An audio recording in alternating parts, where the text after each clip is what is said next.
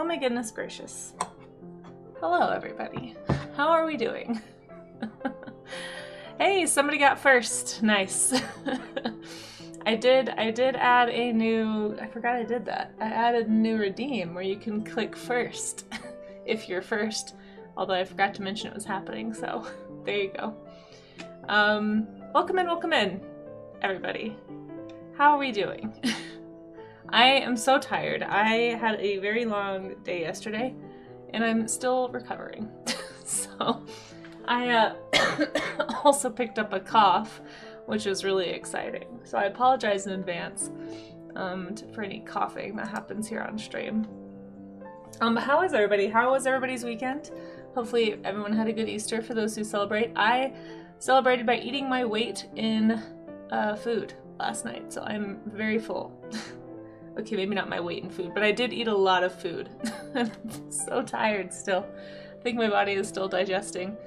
So it is the art gym. Welcome to the art gym to anybody who wants to art along. We are, oh, this is loud. Sorry, let me turn this music down. Hopefully it's not so loud that you guys can't hear. Sorry about that.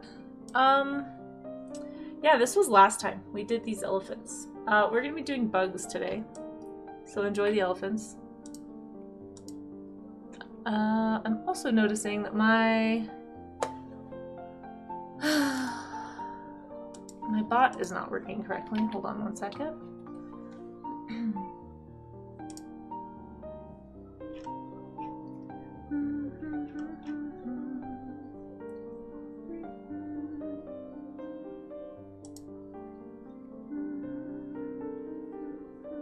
Okay, there we go. You guys, I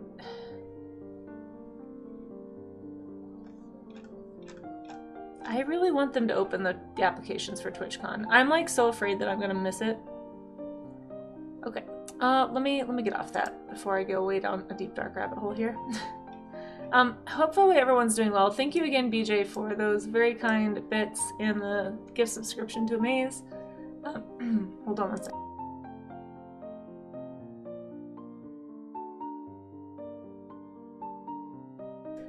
Yeah, sorry. I might just have to like mute myself to cough every once in a while today. I went on a hike yesterday, basically, and yeah, usually my first hike of the season, I don't know what it is, if it's like some kind of exercise-induced asthma or what, but it's like I always get like this really phlegmy, like it happens during the hike, and then once I get it out of my system, it doesn't happen again. It's very strange. So I'm just having one of those. So don't mind me. I'm not sick. At least I don't think I'm sick. If I am sick, it's news to me. Bugs. But it does sound gross, so I'll try to mute myself anytime I need to cough. I have my water. Do you guys have your water? Let me scroll up and say hi to everybody, and then we'll get started. If anybody wants to get started without me, I'm doing bugs today. You don't have to draw bugs if you don't want to. There is a reference folder there. Oh, thanks. Amaze has it pinned to the top of chat as well. Feel free to go grab some references and see what you want to do with that. Let's see. What do I want to do? Oh my gosh, so tired, you guys. I just want to sleep some more. I only got like 4 hours of sleep yesterday. Last night I did much better, but there's still a little bit of sleep debt, I think, lingering, so I just might be a little out of it today. Let's find some bugs. Let's see, so it's gonna be in the invertebrates section, probably. Or maybe would I put it in arthropods, perhaps? I should probably have my own folder for insects. Maybe it's in arthropods. Yes, it's in arthropods. So if you go to arthropods, just like Amaze has linked there at the top, I should have just clicked that. You'll find a bunch of bugs. I'm gonna do... Man, what do I want to do? I kind of want to draw some like basic bugs first and just get some like basic body plans sort of figured out. Just like an ant or a wasp. I feel like they have really similar body plans. And then maybe a beetle and just I kind of want to focus on, like, for me personally today, my goal is to learn more about how they're kind of put together. So I'm probably going to be focusing on, like, the undersides or the faces, or like how the hands and legs and stuff attach. So I probably won't be doing, well, I say that, I probably won't be doing as many, like, cool pattern bugs, which is a shame because there's a lot. But I kind of want to study, like, the underside of bugs. Like, here is a beetle, and I'm really interested in how they're put together. So yeah, stuff like this for today. I feel like this could be really good for creature design, especially, but there's all kinds of applications for understanding bug anatomy. Bug is, I'm using bug in a very unscientific term, phraseology, I guess, today. I'm not really talking about, like, true bugs. I know that's, like, a whole category. Gosh, sorry, my voice today is going to be rough.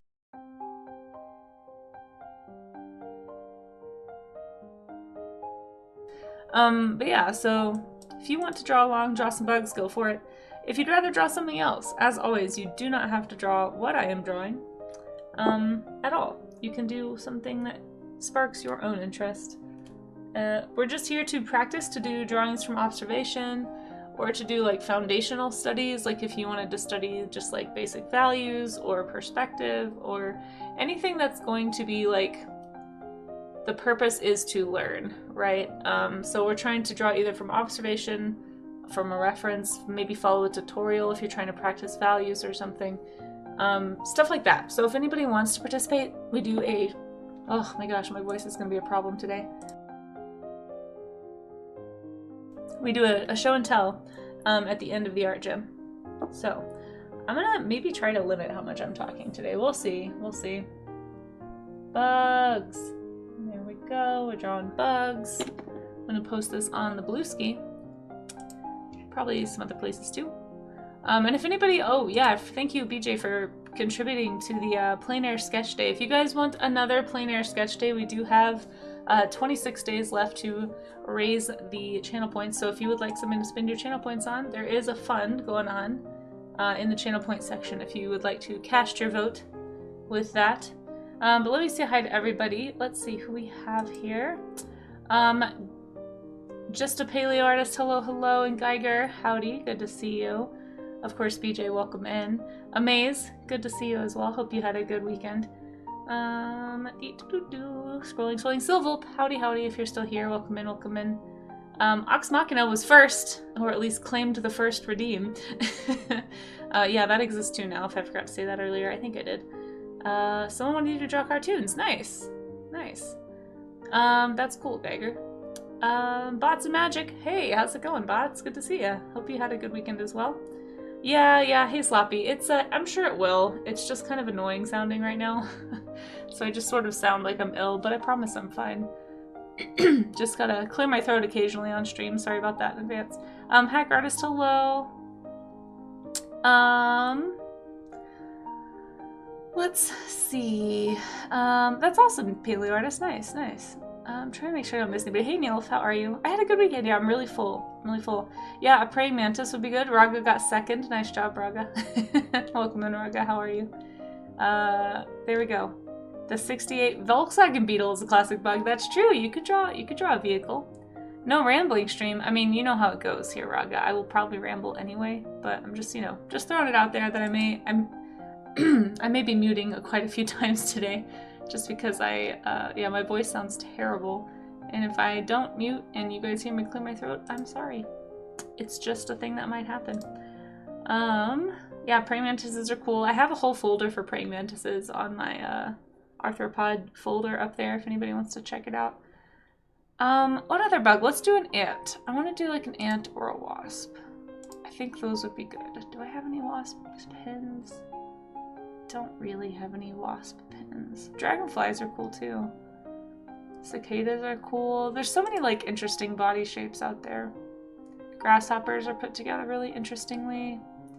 What is this bug? What the heck is this? What the heck is this thing? Beets! Oh my gosh, hi Beets. Beets, this looks like a lobster. Is this a real bug? Is this a bug that somebody invented? What is this thing? I've never seen this bug in my life. It has little hands. Southern mole cricket.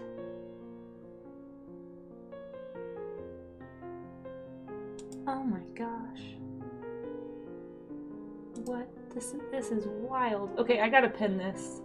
This is going in the arthropod folder, guys. So if you need some of these. Holy cow, is this a flying bug? I don't even know enough about this. I'm just putting it in there. It has wings.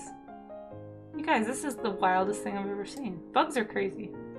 I guess it could go in flying insects. I'm gonna make a section for crickets and grasshoppers. Yeah, you can't miss bug day, right? There we go. We have a new folder for crickets and grasshoppers. It just has this crazy cricket in it. Anyway, I'm gonna be looking up wild looking bugs. That's a nope with jazzy hands. Yep, that's a nope. A nope with jazz hands. Oh my gosh, yes. A wasp was trying to get you. Oh no, oh no. Also, how you doing, Beats? It's a mole cricket. Of course, Beats knows all about the mole cricket. I've never heard of a mole cricket before in my life. If somebody had redeemed that for Draw Me an Animal, I would have had no idea. I would have had no idea. That is funny. It does look kind of like the front end just looks like somebody put a lobster on top of a cricket. Like, it's not... What a strange animal. Okay. Well, I'm glad we have a whole section just full of mole crickets right now. These look fake. This looks fake. Some of these don't seem real. It's so hard to tell in today's day and age. I don't know enough about bugs. Like, I feel like I can spot generative AI animals pretty easily because I'm pretty familiar with animal anatomy, but like, I don't know, this is like a praying mantis grasshopper? What is going on here? Seed beetle? I guess I can pin that. I don't know. Anyway, just, you know, if anyone sees something that looks sus in the arthropod section, just let me know. I'm doing my best. I'm doing my best. But we're going to be looking at your drawings in about an hour and a half-ish. So if you want to draw along, you know, feel free to grab a pencil, a piece of paper.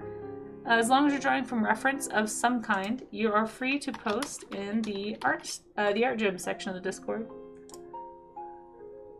If it's like something drawn from imagination or like creature design or character art or anything else, put it in ArtShare, Works in Progress, all that other stuff. Mole crickets have more protein per ounce than chicken, beef, or pork. Wow. That does not necessarily change my feelings about it, Neilf, but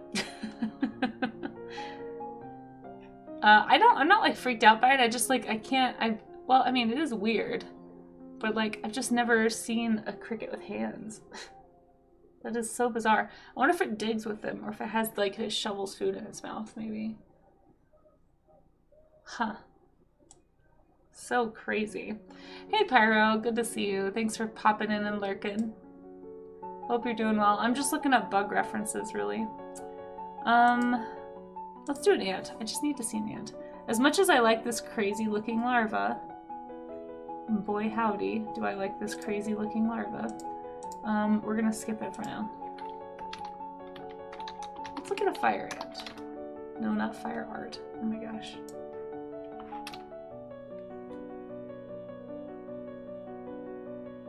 My troubled water grown cold.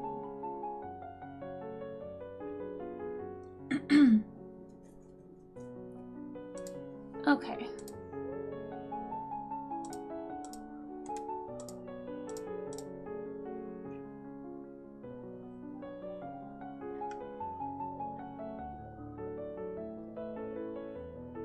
So hard to tell when stuff is real.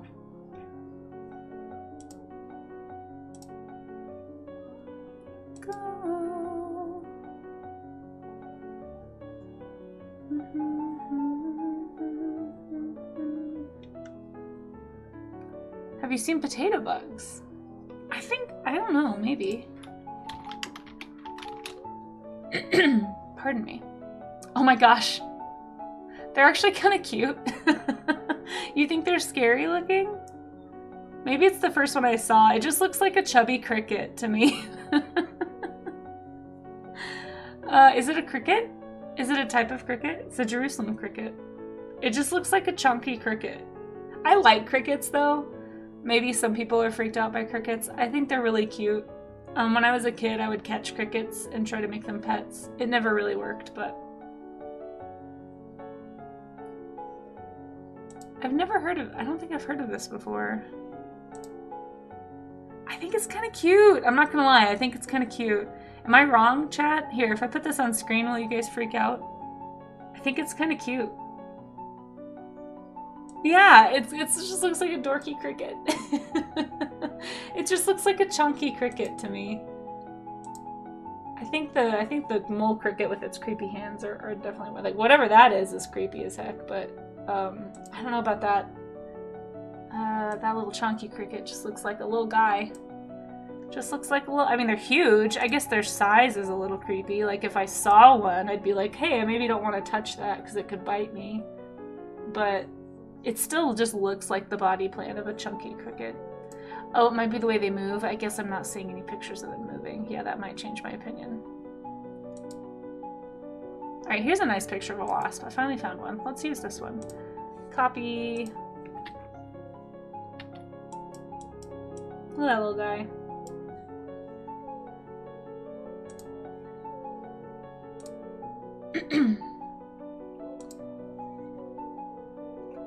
Waiting for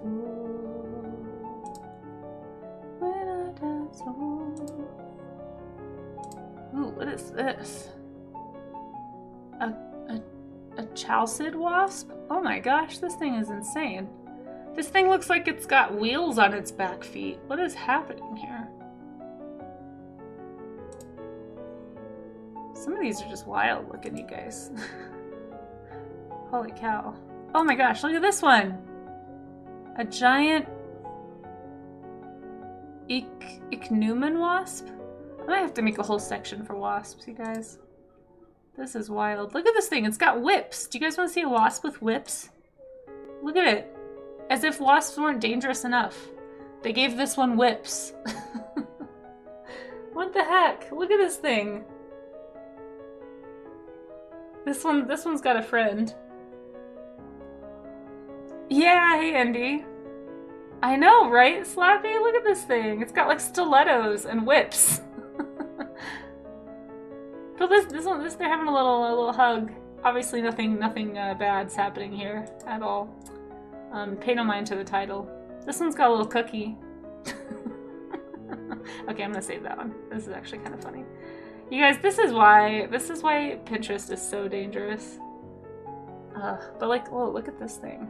Yeah, I like the whips. I don't know. I'm kind of enamored by that. Hug of death, yes.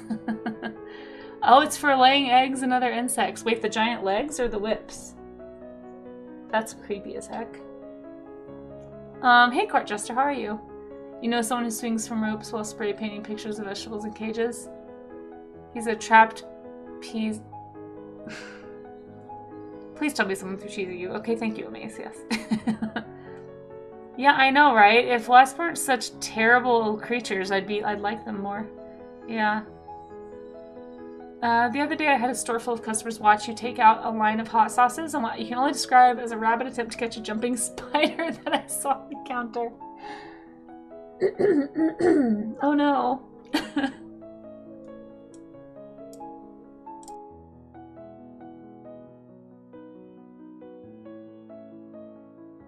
Oh my gosh, you guys.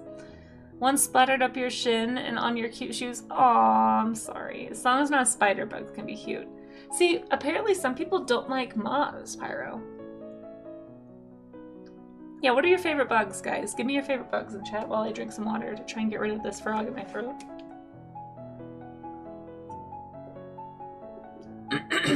Ouch. Speaking of bugs, feels like someone's biting me.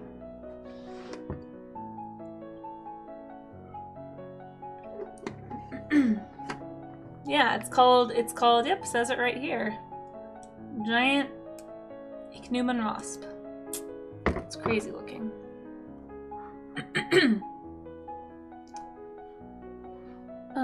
They're so cool. A wind scorpion, yeah. Yeah, what's your favorite bug, guys? I need to find it. I'm gonna put an ant up here.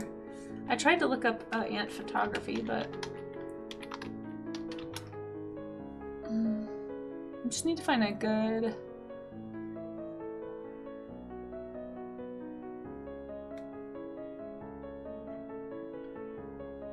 Oh my gosh, how do they make these look cute somehow? Oh, here's a nice little stock photo of an ant. I don't know what kind of ant, but let's get this one.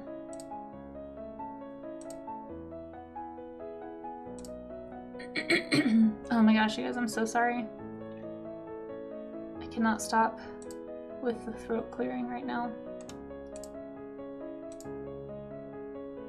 That we beat death into sonic. There we go. Alright, let's, I need to make my little picture. You guys keep telling me your favorite bugs, though.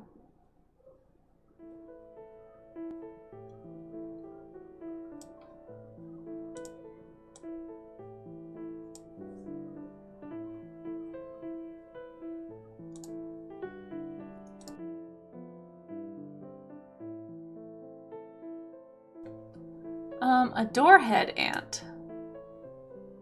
A doorhead ant. I don't think that name sounds crazy though. Let's see. Doorhead ant. Oh my gosh.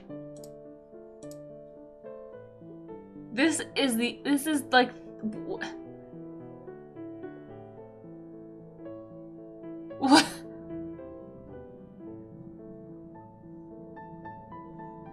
This feels like a video game.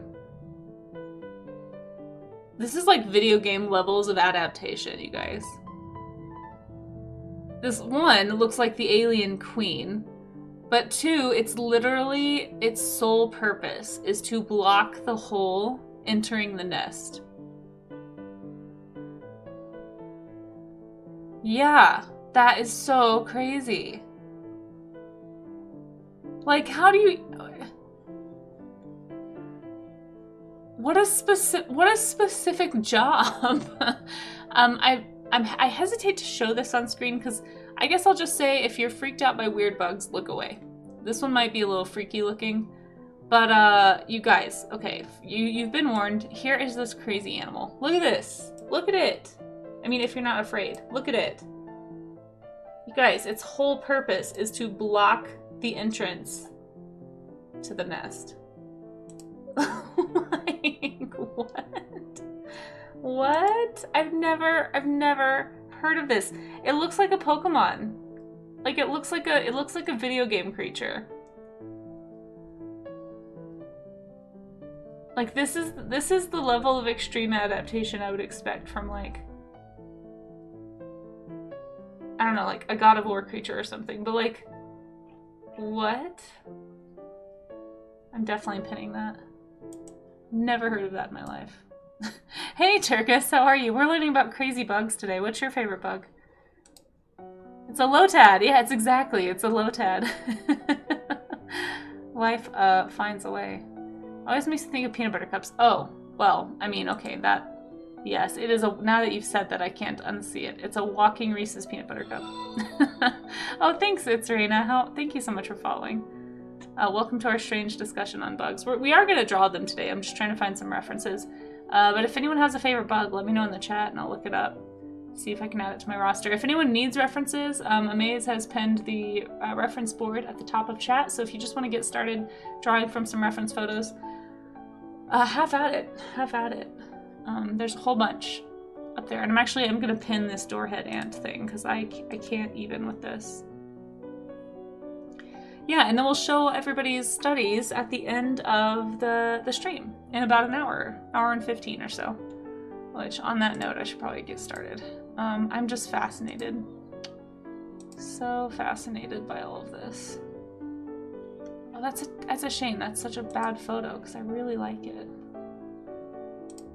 The ant with a door for a head. Like, what a specific thing. That is so crazy to me.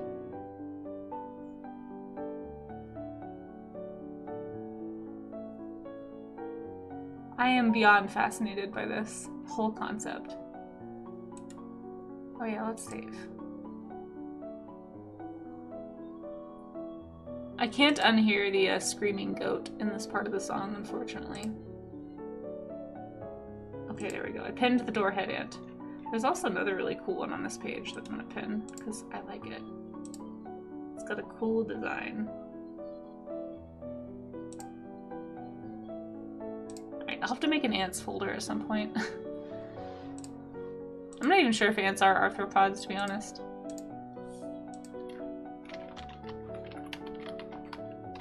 I think they are. Insects, spiders, and crustaceans. Okay, cool. Yeah, thanks for lurking, Hack. Enjoy.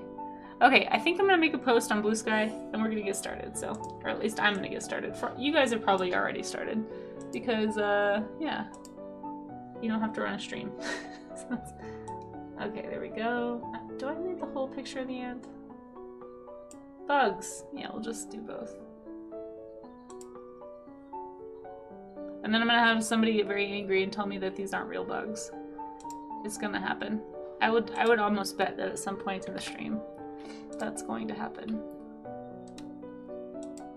And I'll just say, look, everybody knows what I mean when I say a bug. Colloquial bug.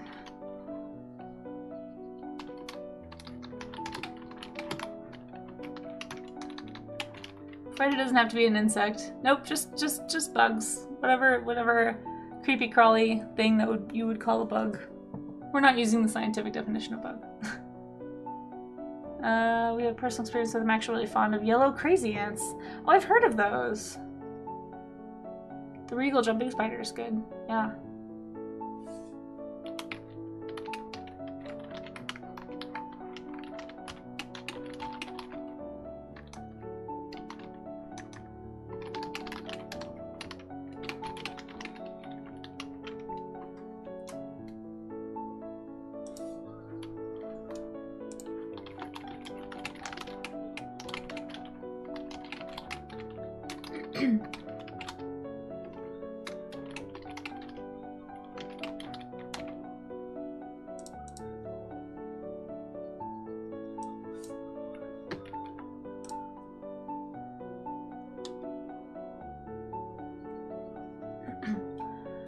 Not sure it's your favorite, but you've camped during a forest caterpillar outbreak. I'll have to look that up. I don't know if I know that one. Give me one sec. Let me post on the Twitter, and then we'll get started here. Let's see. A forest tent caterpillar. Oh, I think I've seen these before. On a clear day, it sounded like it was raining outside. I think I've actually experienced this before, Targus. What part of the country, if I can ask, were you camping in? I think I know what you're talking about. I don't know if we had quite so many it sounded like it was raining, but I've seen them drop out, because I recognize this caterpillar. This was Texas. Yeah, I grew up in Texas, so I know what you're talking about. Yeah. They have markings on their backs that look like penguins. Oh. Yeah, I'm very familiar with this caterpillar. This looks like, and you would see them like this too, like on trees and stuff. Like you'd find them on the little webs and things, kind of bunched up like this. Yeah, I definitely remember seeing these in the forests in Texas, like in the woods, I should say. I actually never knew what they turned into. There we go. Oh my gosh, they do look like little penguins. They look like penguins with top hats. I've never noticed that before. Oh, that's funny. I literally never noticed. Amazing. Oh, that's so funny. Yeah, this is like a really common sight in the summers in Texas. Huh, well there we go. Well, there we go, folks. Okay. I'm gonna start by drawing some this ant and this beetle. I'm gonna do some studies of like how their anatomy works. I kind of am curious. I feel like the body plan of a wasp and an ant are very similar. So I may not do a wasp, because I mean they're almost the same. In fact, I think the fire ant also has a stinger.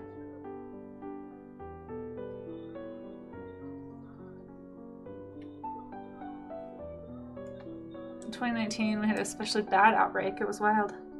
Oh wow, interesting. I wonder why.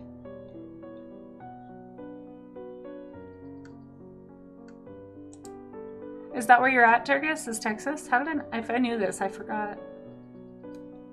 I spent most of my life in Texas. I do not miss the heat. I do miss the Mexican food. Let's see.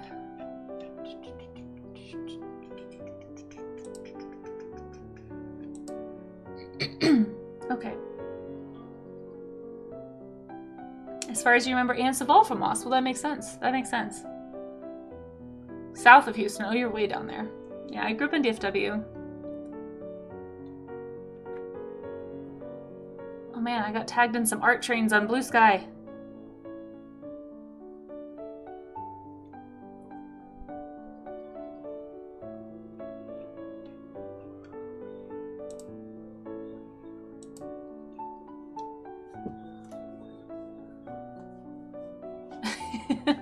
You were a military brat who lived all over and then joined the military and lived all over some more. That's a good way to describe it. Yeah. All right, let's draw bugs. I'm drawing bugs right now, I promise. Drawing bugs. Look at me drawing bugs. I'm definitely not pulling up my Twitch page that I forgot to pull up when we started. Yeah, I'm definitely not. Oh, I need to close this actually. Yeah, let's close all these things, really.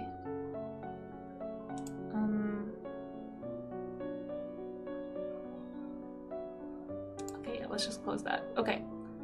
How do I get to my mod view? I wish there was a faster way to get here. Instead of having to wait for my very slow computer to load things. There we are. Okay. Drawing bugs. There we go. Wow, there's so many things on my screen right now. Okay, there we go. I have all the things I need. Finally. Pause the stream so it doesn't play. Mess me up. Okay. Deep doop doop doop. Why is there so much stuff?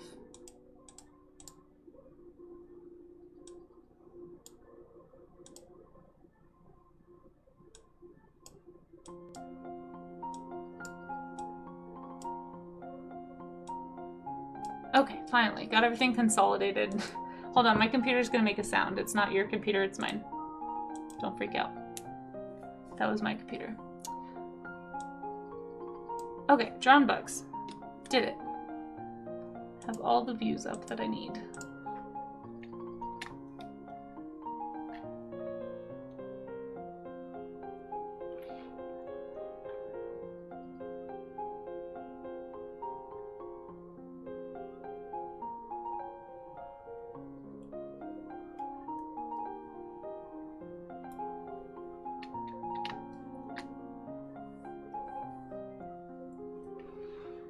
Go. Okay.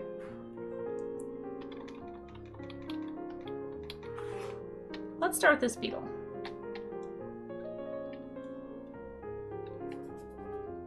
Actually, I need to move this ant. This ant is in the way. Ant, we will get back to you. Hold on. I want to draw this beetle right here. Alright, so I'm gonna, like I said, I'm gonna mostly be focusing on like kind of the way that just like the body attaches and like what different segments I'm noticing. So like right away I'm noticing like, here I'll use a different color. I'm noticing like this area, which I assume is like the thorax, right? Is that right? And then this is the abdomen, I believe. I think that's bug anatomy. And there's like a division right here. So it's like you have the two sections, even though they're not as clearly defined as these, right? They still exist is kind of one thing I notice. So I'm gonna kind of operate based on that understanding and just kind of think of everything as like armor plating, because I feel like there are a lot of really cool applications of this kind of stuff with creature design, and I really don't incorporate a whole lot of like arthropod type stuff into my critters, and I'd like to do more of that. So this is a step in that direction, hopefully, anyway. But in order to actually convincingly add stuff like this to my critters, I need to be able to draw them in life. So that is my goal. I think kind of identifying your goal with your study is a good way to avoid, it's going to be a step in the direction of helping you avoid copying versus studying, because you won't lose track of the reason you're doing it as easily maybe. So I'm trying to really focus on the way the pieces go together and what kind of like armor-like shapes I'm noticing. Like here, the legs are coming out of here. They're like some weird, what do you call this? Sternum looking thing here. The little mole hands.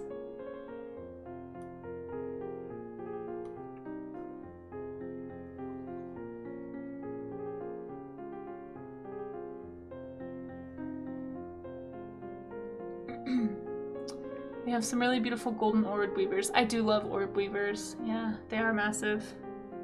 Yes, no, I probably won't, but I think I do have a section in my arthropod chat folder for orb weavers, or at least for spiders. But yeah, orb weavers are great. Do you get the ones that are like really like the big yellow and black? I really like those.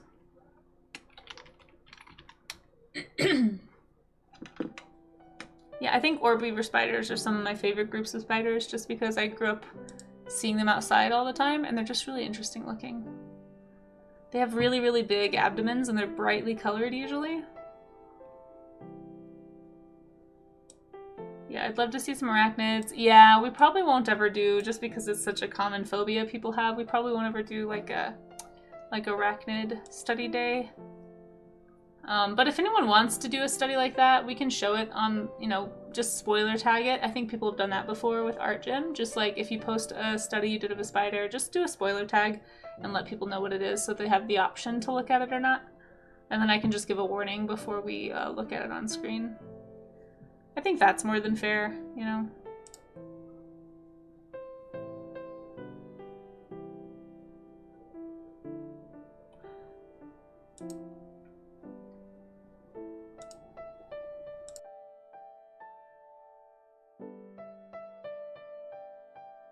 Ooh, almost didn't make it to the mute button in time for that one. Gosh, sorry for all the raspy coughs today. Yeah, the big yellow and black ones. I had one that well, I didn't have one, but I... Gosh, sorry guys, one sec.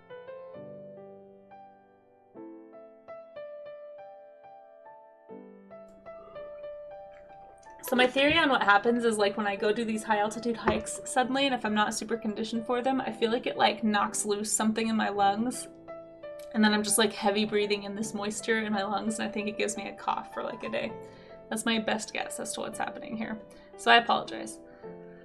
It usually only happens the first hike or two that I do, and then it like never happens again the whole season, so I don't know. Hey Real, how are you? It's good to see you. Welcome in. I know, yeah, Slappy, there are a few in the Pinterest board if you just want to look at some. Hey Biscuit, how's it going? Or Ibis. Or Quit. Hope you're doing well. Fun fact, Biscuit is what I call my car. It doesn't have like a vanity plate or anything, it's just a nickname I gave my car because I thought it was funny. I like naming things after food.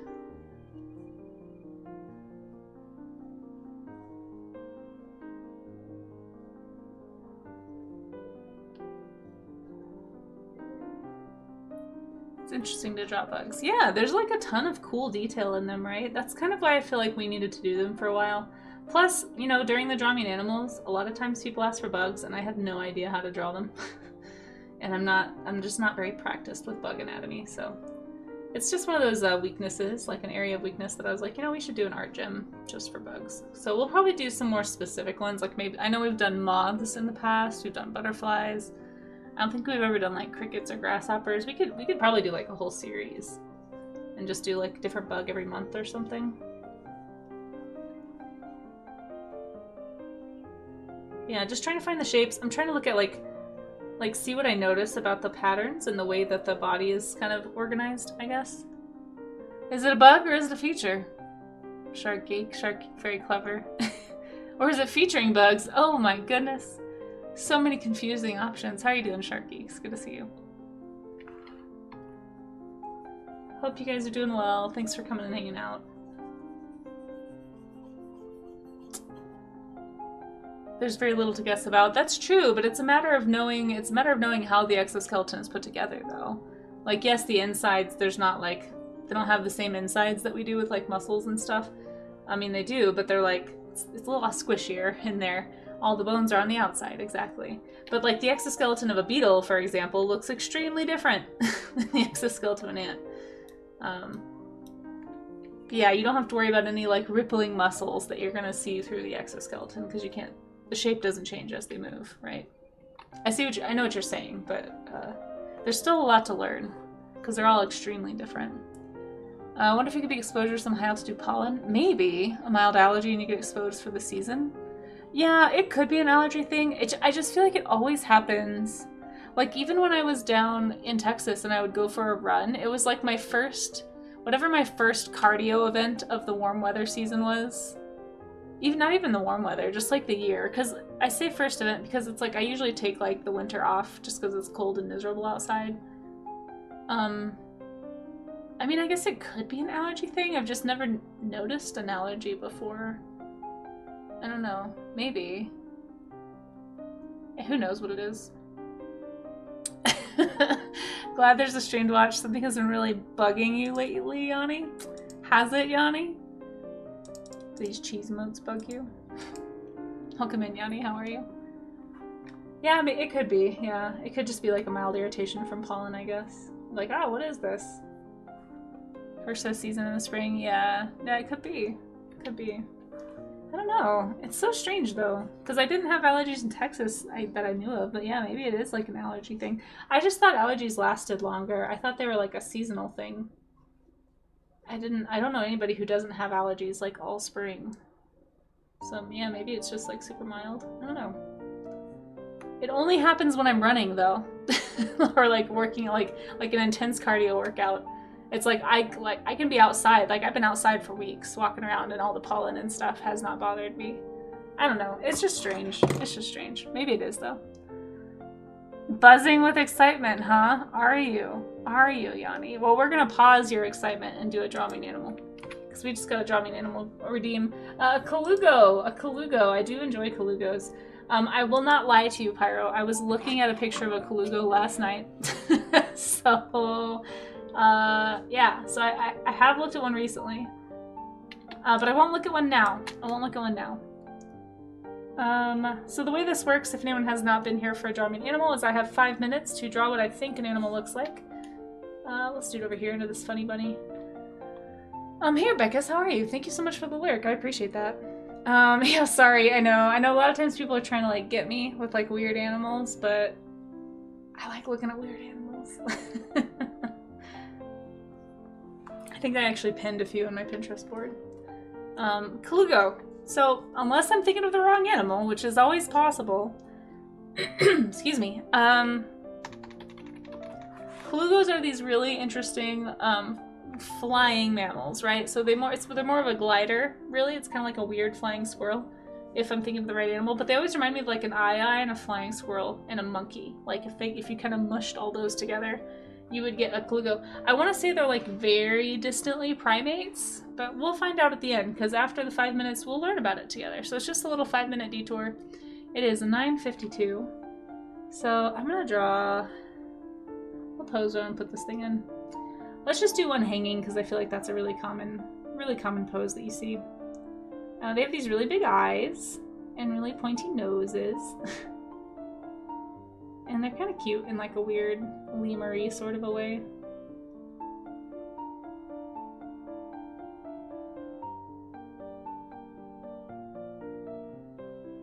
Oh, can't hear my music. Hold on.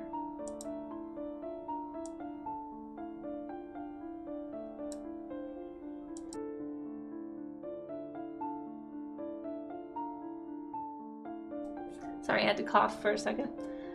Okay. Oh, still do. Hold on. Oh, so annoying.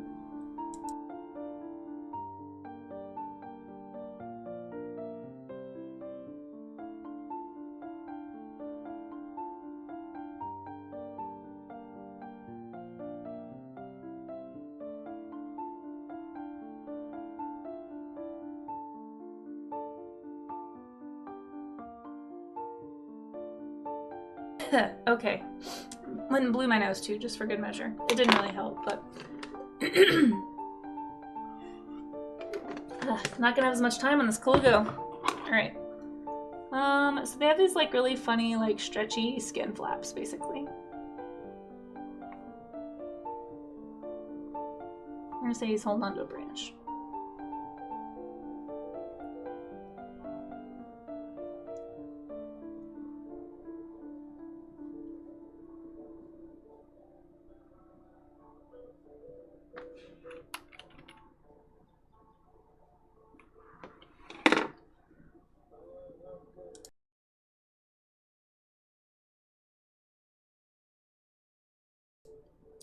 Yeah, I kind of feel like it's almost, I don't know, not to keep talking about my stupid cough, but when this happens, I sometimes, I think it's like fluid in the lungs or something, and then it turns into like a mild case of some kind of like respiratory thing. I don't know, but yeah, maybe it is. I'll have to look into that, Turgis. Maybe it is some kind of an allergy thing. I've just never heard of anyone else who gets it just once, and it usually only lasts 24 hours, and then it's done. But I don't know. Okay, let's see.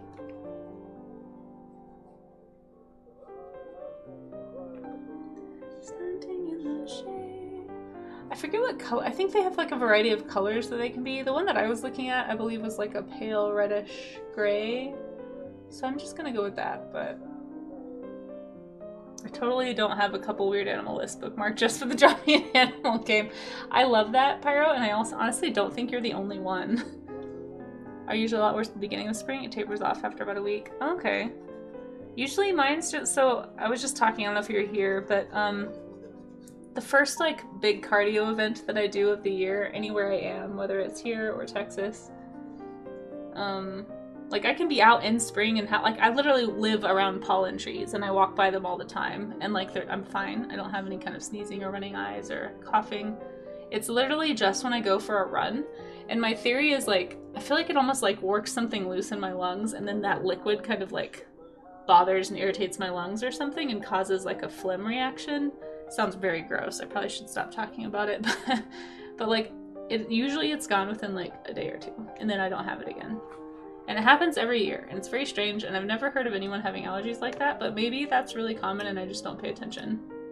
So I need to go do some research probably. Go on. Yeah, I'm sure you want to hear more about my cough. I know, sorry. The moment I said the word, I regretted it. I was like, oh, such a gross word. I know everybody talks about not liking the word moist, but come on, there's way worse words out there, and that's one of them. It's hard to stop me with an animal. I don't know about that. I don't know about that. I'm not very good at fish, birds, and bugs, so I don't have a ton. There's just too many of them. I cannot keep them all straight. So if anyone's trying to stump me, although I will say, if you do try to get me to draw like a bug or a fish or a bird, you're basically gonna get the same drawing every time. Because I just don't know. There's like 10,000 bird species and like many, like millions of bug species. Like I can't. That is so much worse than moist. I'm sorry. I apologize. I take it all back. It's gotten better since you got back. And I feel like that's normal because like you're not used to all the certain species out here, right? My mom said that happened to her when they moved to Texas, because I think she said that she was in her like 30s when they moved to Texas, and she just like developed allergies when she hadn't had them before. And so I think it's normal to like have allergies to like to a climate you're not used to. But I've been here for 10 years. Like, I don't know. It doesn't really bother me enough, and I always forget that it happens every year until it happens again. Like I said, it's usually just a day. It's not, and then it's like I already, believe it or not, I sound better and I'm not coughing as much as I was right after my exertion, because it happens while I'm out there exercising, and then it like takes the day to wear off. Basically, it's odd. Like I was hiking up the mountain, and like halfway up the mountain, I started having like the weird, gross word feeling. I was like, "What's happening? No!" And I just coughed the rest of the day and sounded awful. Okay, save. As an asthmatic who is allergic to most things, this topic speaks to you. Have you heard of the pistol shrimp? I have. Yeah. Pistol shrimp are cool. Yeah. They're kept as pets sometimes. I've heard that they can break aquariums. So you have to have like a special like containment type of glass. Your wife grew up with a cat. Oh, I think I'm done with my 5 minutes. Let's hold on. Let me look up the Colugo and see how close I got. So if you weren't sure what a Colugo is, wait, did I spell it right? I did. All right, here we go. Colugos, arboreal gliding animals. So here's what they look like. If you've never seen one before, they kind of remind me of eyes, like with their giant, like lemur-y sort of faces and eyes. But they have stretched out skin. Like this is like an iconic picture of a Colugo because it shows the underside. It's like a weird combination of flying squirrel and a lemur, I feel like. Look at this little guy. He's so cute though, in like a weird, slightly creepy way.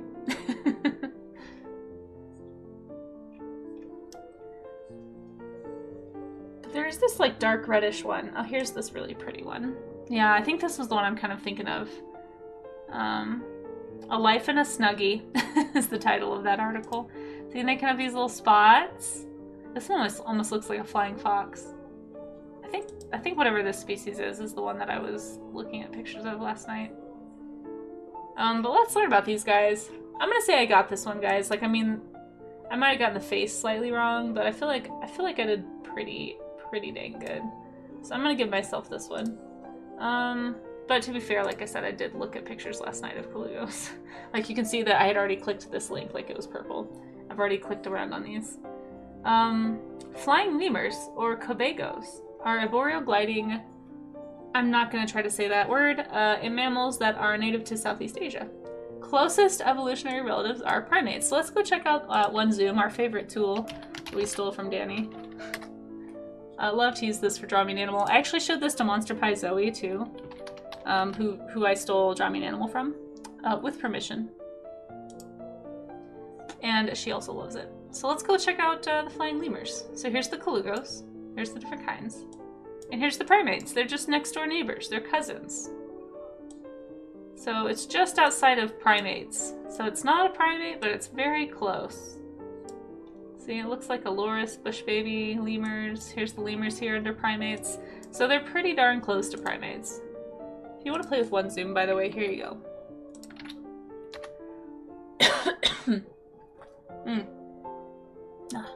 Don't like this coughing thing. But they're cute. They're cute little guys. Really strange. Your wife grew up with a cat and never had issues, but now if she goes back home, she has a reaction. Reactions will make the allergies. Yeah, maybe. 15-year-old is allergic to everything. But it's so strange that it only lasts for a day, and then like I can go back out in the mountains, hike the exact same trail, and I'll have no reaction. It's so strange. But yeah, maybe it is. Maybe it's just like a very mild reaction.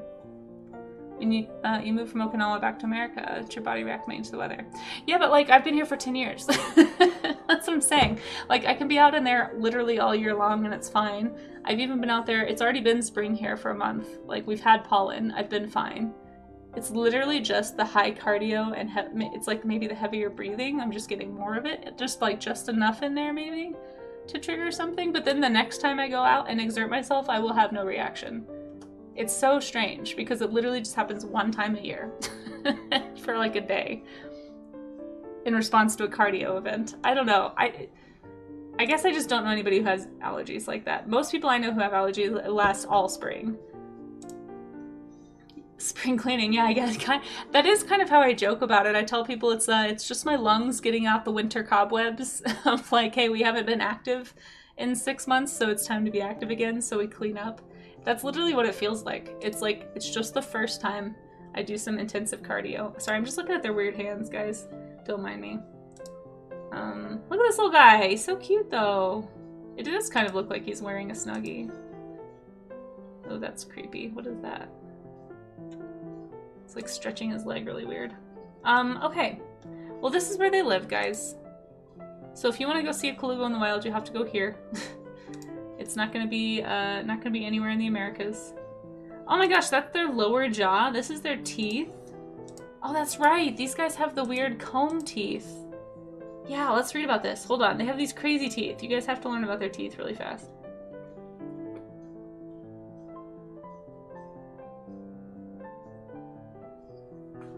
why doesn't it say anything about the teeth? The incisor teeth of colugos are highly distinctive. They are comb-like in shape. Comb-like teeth. Look at that. It's a tooth comb with up to 20 tines on each tooth. So 20 little spines on each tooth. The incisors are analogous in appearance and function to the incisor suite in this other group, which is used for grooming. So it's basically like their teeth are brushes. So like as they're grooming themselves, they're like brushing out their hair. It's so crazy. I think that was its tail up, so I can go to the bathroom. Yeah, maybe. That is so cool.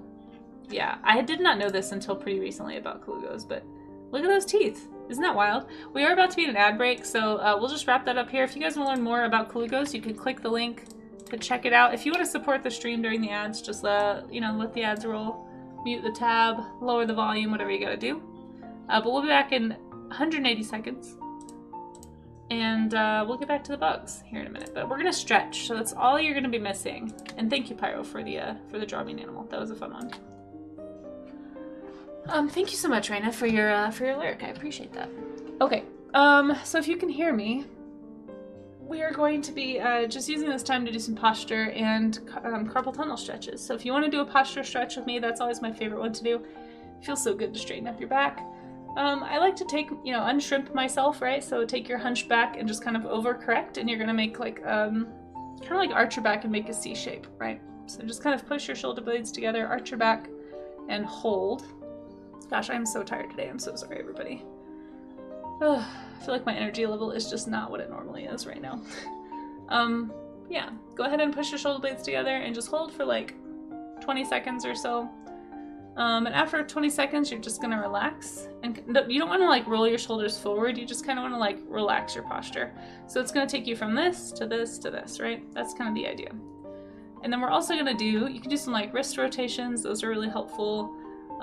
Just do like some hand stretches. We're gonna do a carpal tunnel stretch that I really like. I just want to kind of do a couple of extra rotations, maybe some shoulder rotations. I don't know. I feel like my neck has been giving me some problems lately. So I'm gonna do a quick neck stretch and just like push my neck backwards to kind of straighten out the neck vertebra. Just to kind of give them a different direction to lean. It's kind of like the opposite of the tech neck, that you get when you're hunched over a screen all day. Ugh, feels good. Okay, so then I'm gonna do my favorite carpal tunnel stretch next. So again, if you can hear the sound of my voice, this is your friendly reminder to do some stretches. Take care, everybody. Try to prevent injury and pain later on down the road. But my favorite one, let me make sure you guys can see this, because I know we always get new people. Maybe you don't know how to do this. So you take your hand, like just, I don't know if you can see, just like take your hand and then rotate it upside down. So point your fingers at the floor. You can push your hand against a wall if that's easier, if it's hard for you to hold your hand in this position, you can do that. You can also do what's called a prayer pose. Just put your hands together and push towards your belly button. But I'm gonna take my hand and just basically hold it in that position with my other hand. So you're gonna pull gently on your thumb and fingers toward your body. And just kind of hold that pose for like 20 to 30 seconds. It's a really good way to stretch out the tendons and things that can cause carpal tunnel. And just do the same thing with the other hand. And we should be about out of ads, hopefully. Felt really short, actually. So hopefully you guys are all out of ads. If not, I apologize, but let me know. I think we're about out of ads and I'm about done stretching. I think that was about 20 seconds. So I'm gonna get back to my beetle. Hopefully nobody's missing out who wants to see things. Oh my goodness. Turgus, thank you so much. I appreciate that. I hope you enjoyed your alien baby. Your screaming UFO baby. That was just for you. Thank you for the 3 months of subs, Turgus. That's really kind of you. Enjoy your cheese and your emotes and your ad-free viewing. Exercise can increase chances of reaction. Heavier breathing causes more. Yeah, that makes sense. It has a histamine release during exercise. See, that's interesting. I used to think when I was a kid when it would happen, so somebody told me about exercise-induced asthma, and I thought maybe that's what it was. Thank you for looking that up on the interwebs, Turgus. Saving me some research time. It's not uncommon for people to have symptoms. I've never heard of anyone that has symptoms for just a little bit. Because actually it's lasting a little longer than, well, maybe not. Maybe this is about average. I feel like it'll be gone by this afternoon. And it's usually worse when I'm bad on sleep. So I always kind of thought it was like a sicky reaction too, like my body just being like, hey, you're not taking care of yourself. Because I didn't get very good sleep yesterday. And then it happened. Oh my gosh, what's going on? Shono, hey, how are you? It's good to see you. Welcome in. How was your stream? What did you get up to? Welcome in, Shonoers. Make sure you guys go give a follow to the great Shono if you aren't already following. It does some really awesome stuff over there. Yeah, thank you. Thank you so much for the raid. No worries. I totally understand the raid and run. Have a good rest of your day. If you want to drop a link or something before you go, feel free, but no pressure. Hey Daniel, how are you? It's good to see you too. We are doing the art gym right now. So in the morning we do this thing called the art gym where we do reference studies. Today is bugs, but we do other things too. We've done, let's see, we did megabats last week.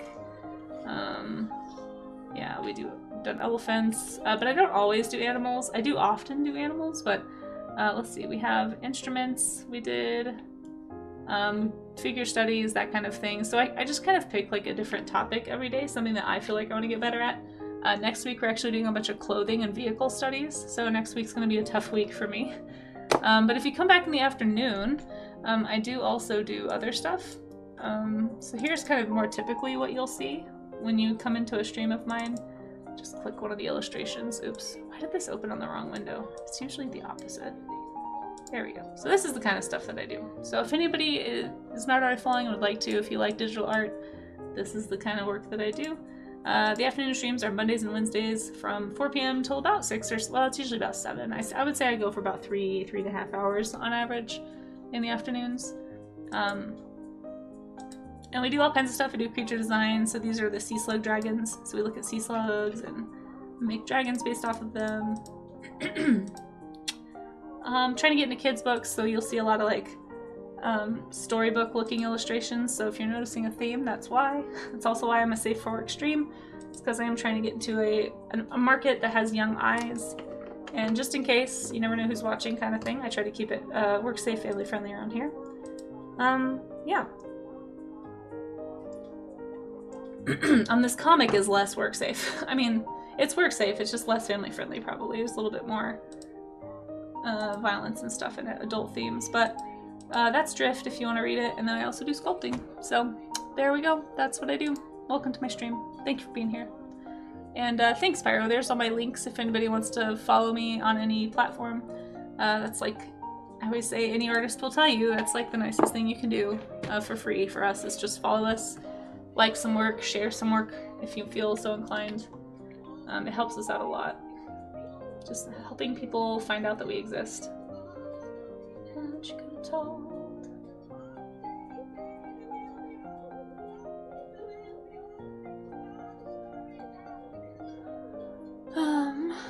Says it can all depend on the type of allergen, amount of exposure, and your sensitivity. Tell my son doesn't take his medication because he'll be coughing a bunch more. Oh, interesting. Yeah, I've never had to take meds. It's usually not. We'll see. Hopefully it doesn't last. I have heard it can get worse as you get older too, so it could just be that, I guess. But we'll see. It's not something I really thought about or made note of because I have the asthma diagnosis. When I get icky sicky, I just think, well, that's normal and go with my day. That's fair. Oh, interesting. So yeah, the thing that I used to think it was the exercise-induced asthma. But I always thought it was weird that it only lasted, like it only happens one time. I think that's the weird part, is it only happens one time. Per year, typically. So yeah, maybe it's just like a really mild reaction or something, I don't know. Must be.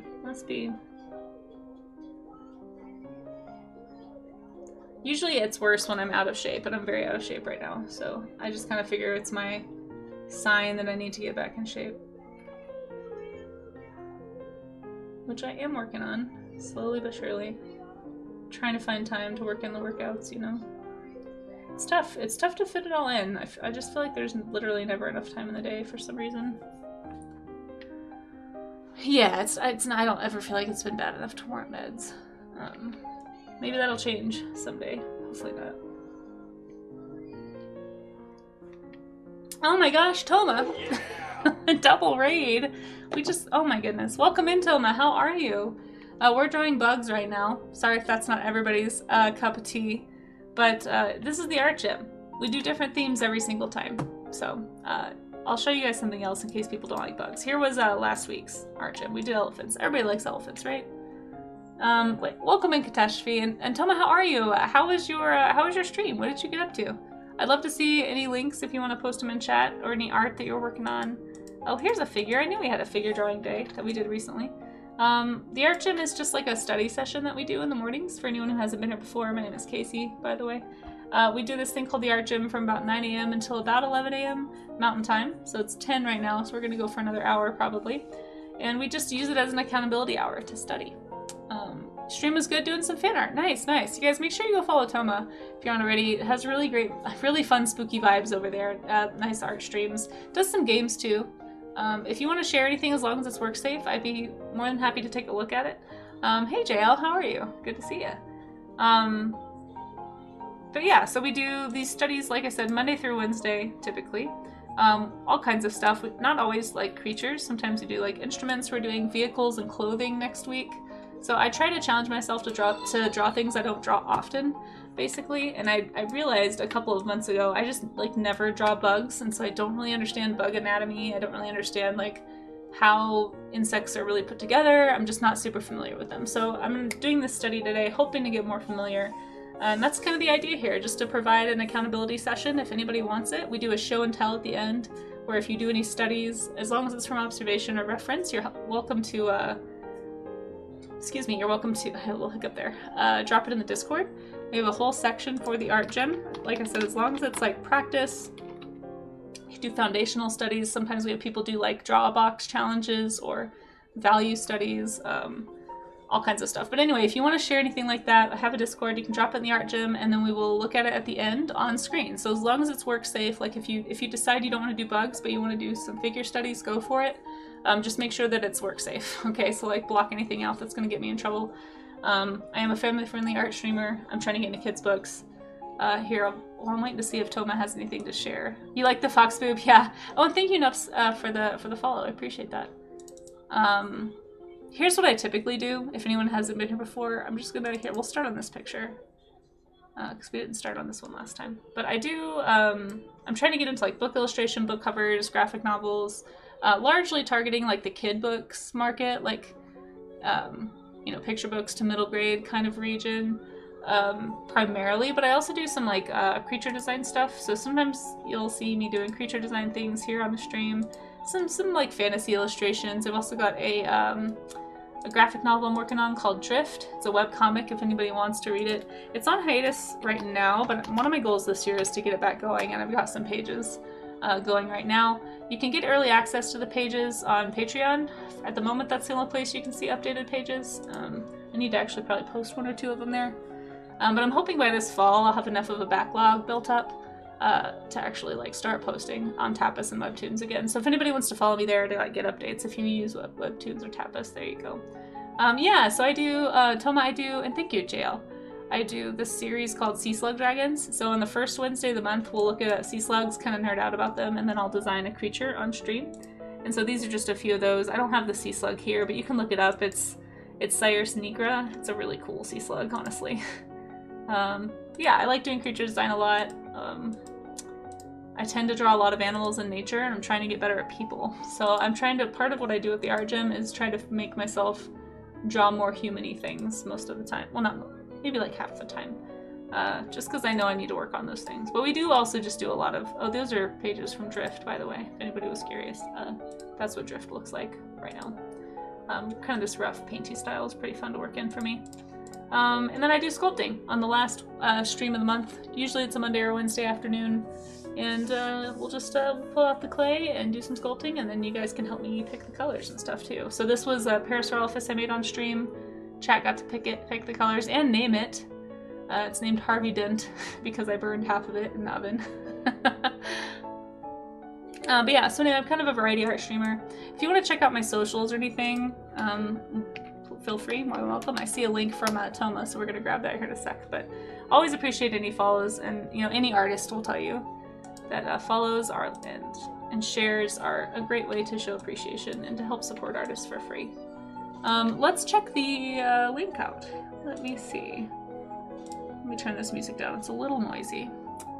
You have to go the opposite and draw more animals. Well, we do a lot of animals here for the art gym, so if you ever want to practice with me, there's always more to learn with animals too. You know, there's so much variety out there to learn.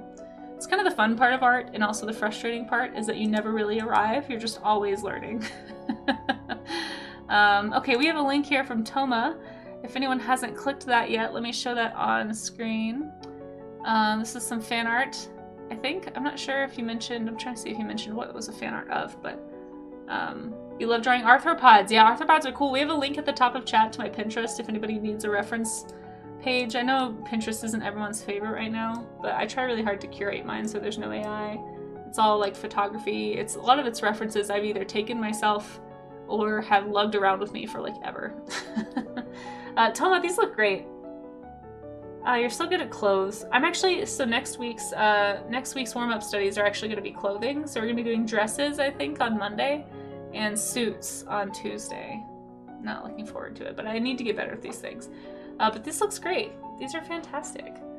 Yeah, dresses and suits. Yeah, I'm terrible at both, so I'm going to make myself draw them live on stream. It's going to be a glorious train wreck. So if anybody wants to come hang out and watch that. But yeah, this looks great, Toma. Thank you so much for sharing and for the raid. Like I said, folks, if anybody is not following Toma, it's really Monotoma, but you know, which is a very clever name and I like a lot. Let's see. DM'd me a picture of your son's allergy test. Oh gosh. Poke threads and see us back. Ooh. Oh yeah, I've heard allergy tests you have to do like a pinprick test, right? I've never done that before. I have a friend who's so allergic to seafood that like he has to go to the hospital if he even touches it. It's pretty bad.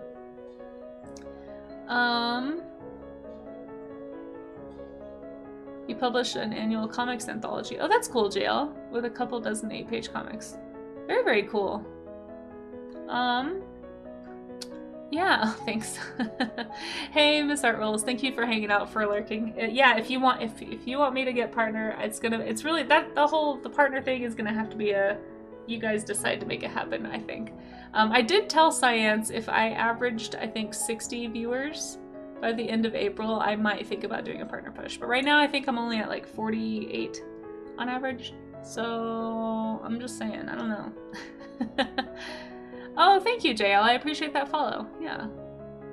Let's see. You've actually been really into drapery, less clothing and more cloth. Drapery is a great thing to study though, because like different types of fabric have different weights, you know, and that can really help you figure out how to make the clothing look like it's actually on the character. So drapery, we've done a drapery study. It's been months, but I need to do more fabrics and things. But this looks great. I like their shoes especially. We need to do like a whole day of just shoes, because shoes are also extremely complicated, and you do a great job making them look well. Just awesome. Thank you so much again for sharing, Toma. I really appreciate it. How was my Easter? It was good. It was good. I ate a lot. I ate a lot. That was the Draw Me Animal game. Don't mind that. Oh, also, if anybody wants to do another plein air study session, I keep forgetting to tell you guys this is a thing, but we do have a channel points community goal. If anybody has extra channel points that they want to spend, you can drop them on the, if you want to do another plein air outdoor session at the studio, we could walk around, draw the horses again or something. So yeah, let me know if you want to by voting. You are suffering with the shoes. It does not look like it. It looks like you are killing the shoes, quite frankly. They look great. They look very, very good. Yeah, if you want to, Miss Art Rules. I mean, I don't want anyone to feel like they have to follow me. Only if he wants to.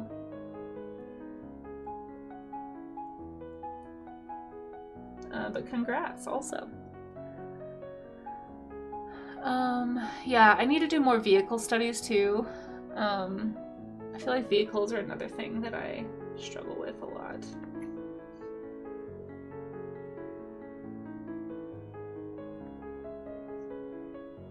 He has to. It's in the friendship contract. Wait, who has to? Oh, I see. Yes, the boyfriend has to. I mean, gosh, I don't want anyone to feel like they have to follow me or do anything. Bern Hogarth made a great book called Dynamic Wrinkles and Drapery. Oh, cool. I'll check that out. Sounds like a good tip, JL. Thank you. And thank you, Sloppy and Pyro, for dropping some extra channel points if you got them. Don't spend, you know, just like money, guys. Don't spend any channel points you don't have. But if you have some extra and you want to see another plein air stream, we will get one set up once or if I should say, the channel points goal gets met. Hey HDMC, how are you? It's good to see you. How are things going? If only I had as much money as I have channel points. I know, right? Sloppy, how come they won't just give me money for existing? Existing is pretty hard. Sometimes. Somebody should pay me for that. I guess I'm getting paid in oxygen, which I'll take. Oh my gosh, Turgus, what is this? What is this emote? I threatened Science. Maybe he wasn't listening, but I did threaten him. Who, by the way, if anyone does not know, Science just had, well, he didn't have a baby, but he and Lita had a child. Successfully born. I think it was on Saturday. I want to say it was Saturday night. Maybe it was Friday. It's been a really long week. Either way, make sure you guys go congratulate Belint and Lita over on Science streams. But I did threaten him one time because of the weird, gosh, which one was it? I think it was the knee slapping emote. I was like, I'm gonna make my bot have like a reaction anytime somebody types those words in my chat. I never really set it up because I couldn't quite figure out how, but maybe one day. So many knees, I know, right? He does it to everyone though, Shark Geek, which makes me feel a little less picked on. Apparently he's out there spamming weird slapping knees in everybody's channel, so.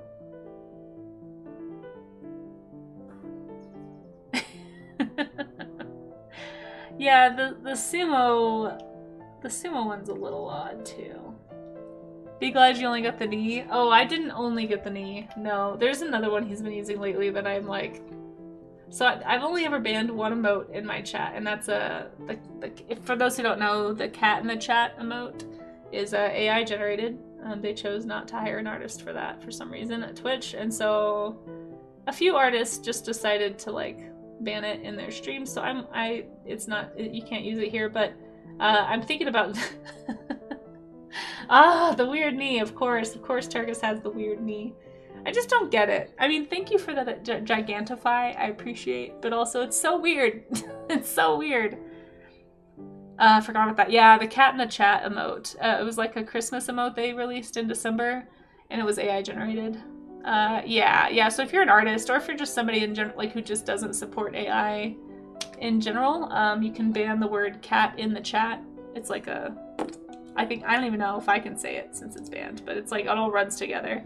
And it's just like an AI generated orange cat in a Christmas hat, like a Santa hat. A bunch of artists actually made like alternate versions of like that emote to use instead. So, and they're like free emotes. It was very disheartening. Yeah, it was, because like lately they've been hiring artists, so it kind of makes me think like some intern was just tasked with making it happen and was lazy, is kind of what I'm thinking happened. But it's still like, I feel like it's not that hard to just take a picture of a cat and put a hat on it. It takes like 5 seconds. It's like the lowest effort possible to make that emote specifically. It like does not need to be AI generated. Anyway. I know, right? Catastrophe, these emotes. Turgus and Belint both have the craziest emote sets. Geese also have creepy as heck tongues, Turgus. Wait, whose emote is the sumo one? Midnight? Oh my gosh. I just put little hats on my cat. Yeah, exactly. You could do it very easily. Don't even need Photoshop. Exactly. See, JL gets it. It just seemed very strange. Yeah, a lot of artists were pretty unhappy about it. Understandably, in my opinion. Because, like, instead of... I don't know. It's kind of cool. Like, I know there's a few Twitch artists who've been hired to do emotes for Twitch, like global emotes, and they'll credit you, which is super cool because that means anyone who uses that emote, if they click the emote, they can, like, get a link back to your channel. And so it's, I don't know, it just seemed kind of like, especially when emotes are so cheap to make for most artists, like, you could have promoted an artist, you could have, heck, there's probably artists who would have done it for free. Could have taken a picture of somebody's cat. Anyway. I should hydrate. Thank you, Rayor. Yeah. You want to boop the beetle's belly?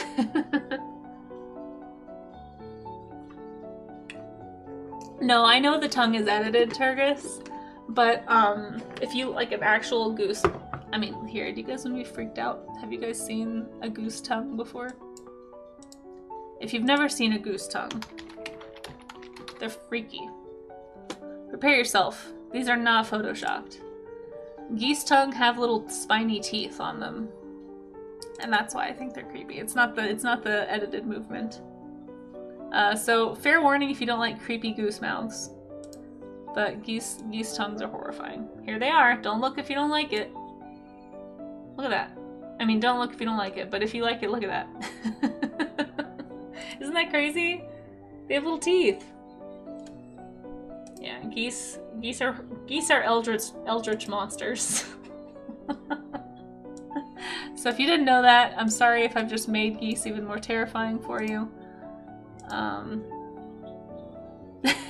Turgus, why do you have so many geese emotes? Yeah. Wolves do too? Oh, aardwolves. Aardwolves, okay. It's like, I didn't know that about wolves. How do you make emotes? Yeah, they're pretty easy. You just upload the image. Yeah, Toma, we'll see you later. How bad can it— ow, my eyes! Sorry. Didn't know they had built teeth too. I think some do. Hey, Suntroa, how are you, by the way? Hope you guys have recovered from your travels. Yeah. Oh, you did get a positive news. Yes, I see that. Let's do a quick positive news to make up for the geese teeth, right? So we're gonna go to the Good News Network. Good. Oh my gosh, I can't type today, you guys. Good news. I'm so tired. Network. There we go. Let's find a positive news story. Positive news to offset some of the negative news. Oh, here's a good one.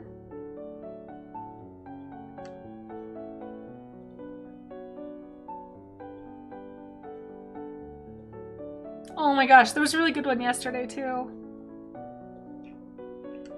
Alright, do you guys want one from today or from yesterday? Let me know in the chat.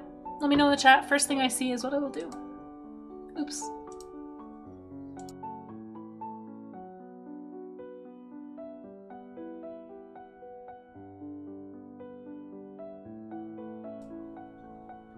Either one works. That's not very specific. Let's see. They still make those? Yeah, positive news stories, I know. Let's do the one from today. The positive news story from today. Oh wait, hold on. That one had a weird tag that I don't trust.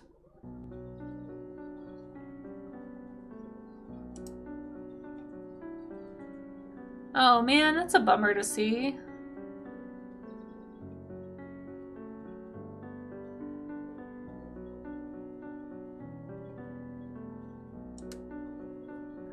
Okay. Well, it says tonight is peak Lyrid meteor shower and you don't have to wake up early to see it. So tonight, the 21st through the 22nd, is the Lyrid meteor shower that produces anywhere between 10 and 100 shooting stars per hour. One of the best, so if you're in America, this is one of the best for Americans. Since the point in the sky they seem to originate from is located far in the north of the night sky. Those in the southern hemisphere won't have as much northern sky in their view, but citizens of the US and Europe will have excellent viewing in Asia and Russia, right? There's other places, but if you're in the northern hemisphere on the globe, this will be a good one for you, which I think a lot of my chat is because of time zones and times. Not time zones specifically, but anyway, I just feel like a lot of people are in the northern hemisphere. Not everybody. But anyway, this might apply to you. Hopefully it applies to at least some of you in chat. I'm going to link this if you want to read the whole thing. If you want to go see some cool shooting stars, here's an article about it. And there you are. There's some good news. Good news. They still make it. It's not all bad news.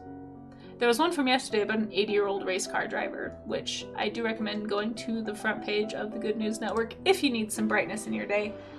I like doing the Good News Redeems because The world is dark and scary and sad sometimes, and it's really nice to have a positive thing to hear about every once in a while. A pygmy Jeroba. Oh my gosh, have we been chatting that long that it's already time for another drawing animal? Okay, we'll do a pygmy Jeroba. I'm gonna at least finish this beetle's leg really fast, and then we'll do the pygmy Jeroba. I really like the like little drill toes or whatever this is. I don't understand why their feet look like that.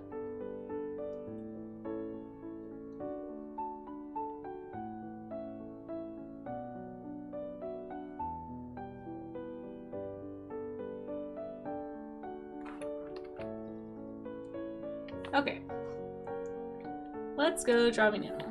Pygmy Jeroba. Pretty sure. Okay, hold on.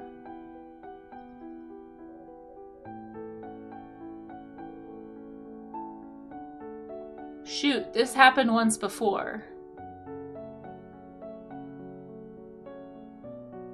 I'm getting confused.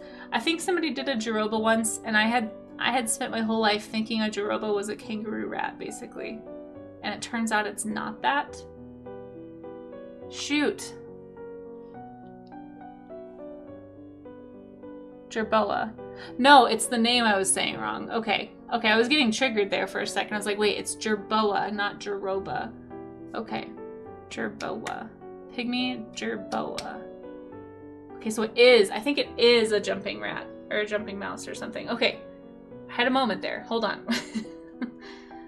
Sometimes I have a little bit of dyslexia that may be undiagnosed. And I spent my whole life saying Jeroba, and it's actually Jerboa. I'm pretty sure that's what it was last time. We're gonna find out. But a pygmy Jerboa, I'm just gonna say it's a real cute little fluffy guy. Just a really cute little mousey. I have 5 minutes for anyone who has never played this game with me before. It is the Draw Me an Animal game. So I'm gonna draw what I think this animal is. I have 5 minutes to do it. No hints in the chat. That's the only rule. And then we're gonna look it up together and learn about it, okay? So I'm pretty sure it's like a little cute like jumping mouse. And it's just a little pygmy guy. So we're gonna make him really tiny with big feet because I think that's very cute.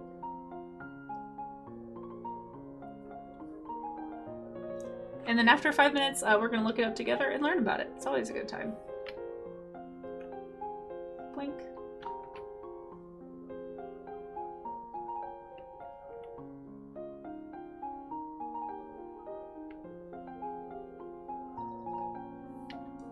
He's just a little guy. We'll put a big flower by him to show how little he is.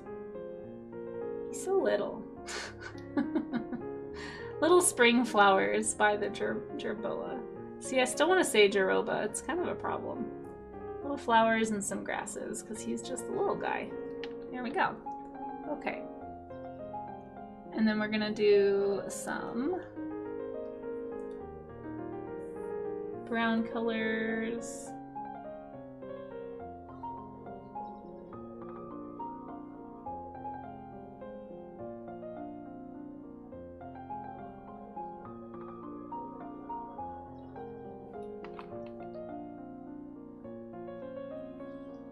I feel like they tend to be this kind of brownish.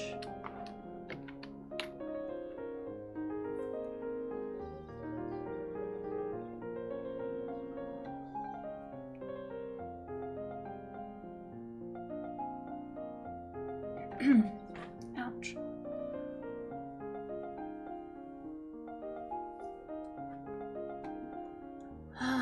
Yeah, I don't know, Jail. You guys can look it up. I just can't look it up. I'm just operating off of my guess. I'm trying to collect like vague memories of past interactions with this phrase or animal or whatever. We've been doing Draw Me an Animal for a while now, and so there's some of these I've done before, but sometimes I find out that I had totally the wrong impression, but then I can't remember. And so I just have to guess. So I think this is right, but we'll find out. So if you guys want to, you can always look it up yourselves and then just kind of point and laugh as I either get it wrong or get really far off or something. But we'll look it up together here in just a sec, so we can all learn together. It's just kind of a fun excuse to learn about a new critter. It's just something to use your channel points on as well. It can be redeemed every half hour. If you want more channel points, and you're not falling. Falling is a great way to earn some channel points. Lurking earns you channel points. Hanging out through a raid earns you channel points. It's all kinds of ways to get channel points here. Let's do some brown ground, I guess. Here we go. Using some Eastery pastel colors here. There we go.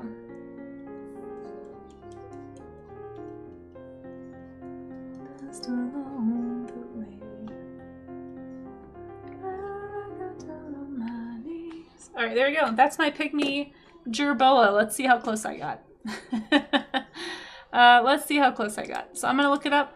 I think I did it in about 5 minutes. I don't know. Pygmy jerboa. I always said it was a jerboa. Yes. Okay. So it is a very small kangaroo rat looking thing. Look at it. It's so cute. Look how cute they are.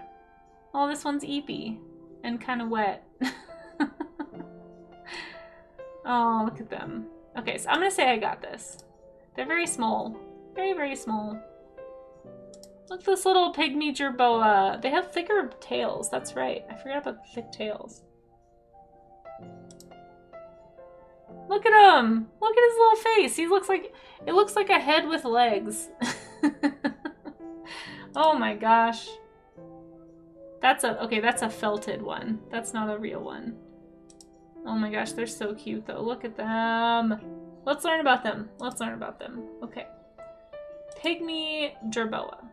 Boink. There they go. Being all cute. Big ol' feet, big ol' eyes, big ol' ears. It's like an anime jumping mouse. Dwarf three-toed jerboa is a species of rodent. It's the only species in its genus. The adults average 4.3 centimeters or 1.7 inches.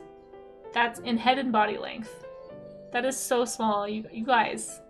That's this big. It's so little. So little. Hey Scuda, how are you? How are you doing? So I'm gonna say I got this one. I mean, I feel like I got it. How you doing, Nup? Welcome in, welcome in. Sorry if I missed anything in chat. Hold on. And thank you, Turgis, for the recommendation. If you think you might be interested, you have a free digital anthology. Oh, cool. Nice. I'll have to check that out. I haven't really read a comic anthology in a while. The last time I was looking at an anthology was Flight, I think. I don't know if you're familiar. You probably are familiar with Flight. The Felton was probably the actual size. Yeah, probably. They live in the desert. It's a resilient animal, despite its small size. In addition to allowing it to hop across the hot sands, its strong hind legs let it make quick escapes from predators, which is fun. Oop, there we go. Scooter showing up for the push. Yes, thank you for being here. There's an unofficial push. Unofficial push. Hey Paleo, how are you? It's good to see you. Sorry, I just like scooted myself off the screen, I bet. I just feel like I need to like lower my desk or something, or like raise my tablet, because it's so hard. It's so hard to. Here, can I do this without breaking the camera? Maybe. There we go. They're nocturnal.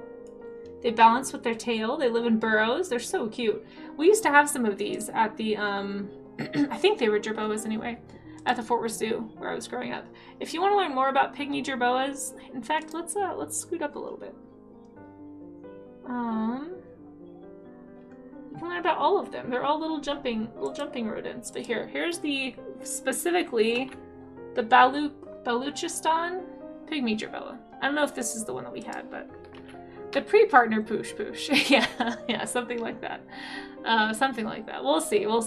In fact, I can check here. Why don't I check my analytics really fast and we'll see what is my average viewer right now. Oh, we just hit 50. We just hit 50, guys. 50 average viewers. Still 10 away though from the 60 average needed to actually do a partner push. So we'll see. We'll see, Turgus. There's still time. I'll be streaming again tonight and tomorrow, and then 2 times on Wednesday as well. But I just don't necessarily have the confidence to push if I'm not already kind of close, to be honest. Because I'm just a nervous kid. I'm a nervous kid. Is it time for a push? So it has to be average. It has to be 60 average viewers, Neil. That was the deal I made with Turgis. If I hit 60 average viewers by the end of April. We'll see. We'll see. I think so. It says my average is 50, but I guess if I look at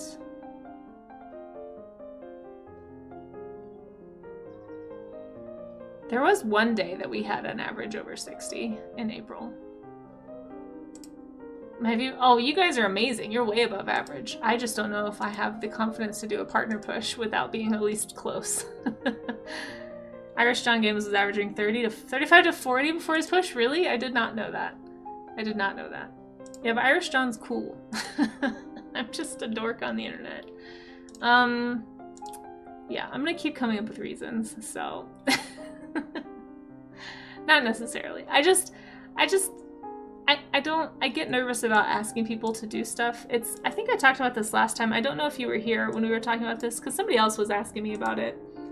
And it's kind of like that same sort of fear you get when you are, like when you're a kid. It's kind of like a little bit of that schoolyard fear, like drawing attention to myself kind of freaks me out a little bit. And this is a personal problem. This is not a you problem. Like streaming is already kind of hard for me. I've gotten a lot better at it. When I first started doing like more intentional streams where I was actually trying to talk to people I didn't know online and like make connections with other artists and stuff, like I was pretty nervous.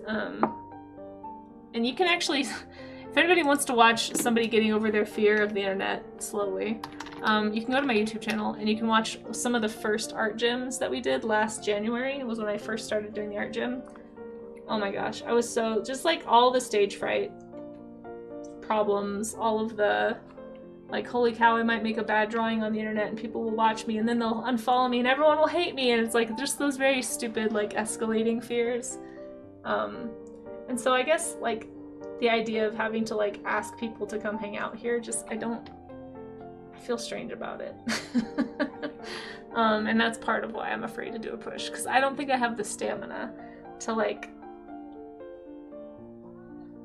I don't know, self-promote to the degree that it would take to actually do a real push. Yeah, exactly, Sharks. Yes, yeah, it's just intimidating as heck.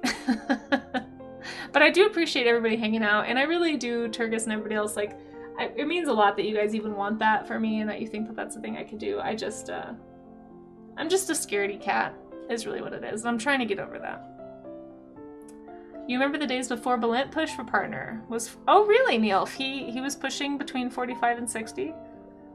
Yeah, maybe. I mean, if I can average, like I told Turgis, if I can average 60 viewers by the end of April, then I might think about it. You don't want to run for class president and not get voted in. Yeah, it's not even that, honestly. It's like running for president in general would freak me out. Like just drawing the attention and like promoting myself is the scary part. It's not even the success or failure of like if I would get partner or not. It's more like, I don't know if that's making sense. It's like the attracting attention to my, like, I don't know.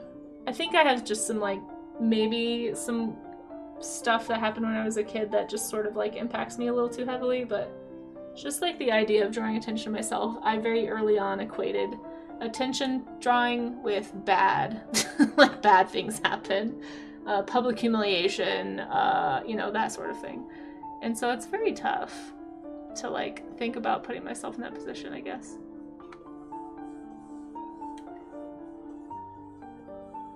Yeah.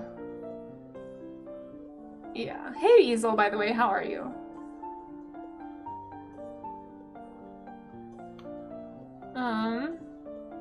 Some days during Germ's push, you would pull in less than 60. Yeah, and I think organically without raids, I don't really pull that many in. So I think that's part of what makes me nervous too, is I just don't think I'm actually partner-y viewership-wise, you know? But I don't know. We'll see what happens at the end of April. If you know, maybe I'll find some confidence in myself. But I do appreciate that you all have confidence. At least some of you have confidence in me. Some of you are probably like, yeah, don't do it, Casey. That's crazy talk.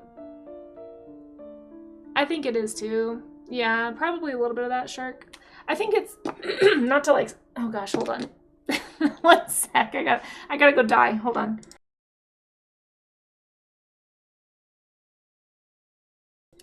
Yeah, I think not to like psychoanalyze myself or anything on stream, but I think it's a little bit of imposter syndrome and then just like past experiences of things that have gone very poorly. Just makes me nervous. Perhaps if folks knew I was doing a push, I would get more raids. I mean, that is the argument. Yeah, for sure, JL. I just am afraid to officially push. I don't know. I'm a scaredy cat.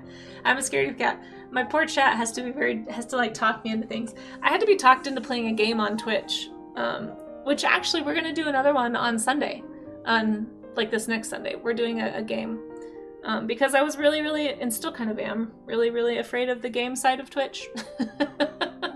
Because it's like all the bad stuff I feel like happens to people who game on Twitch, and I just don't necessarily, especially as a female streamer who has a cam, like I don't know, we don't have to get into all of it, but you know what I mean. Like I just didn't want to like invite any kind of nastiness or anything. So, but it has been really fun, and I think the games that we've played have been really niche enough to where it's not like a problem. Because my rule is I only play like art. Kind of like art related games. So like we're gonna hopefully finish Dordogne, which, oh my gosh, you guys, I'm sorry. My voice sounds awful. 1 second, I apologize.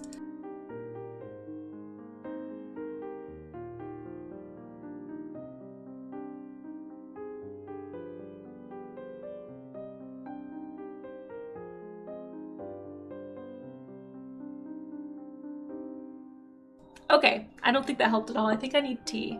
Honestly, I think I need something to soothe my throat.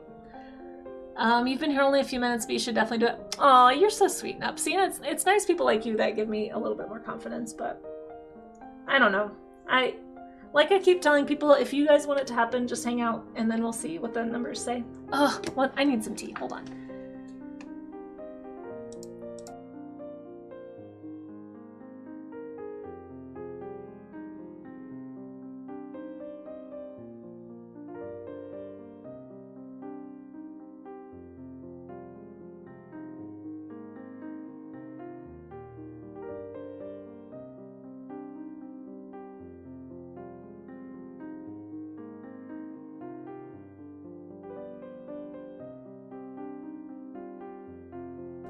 Get my giant bag of nasty cough drops.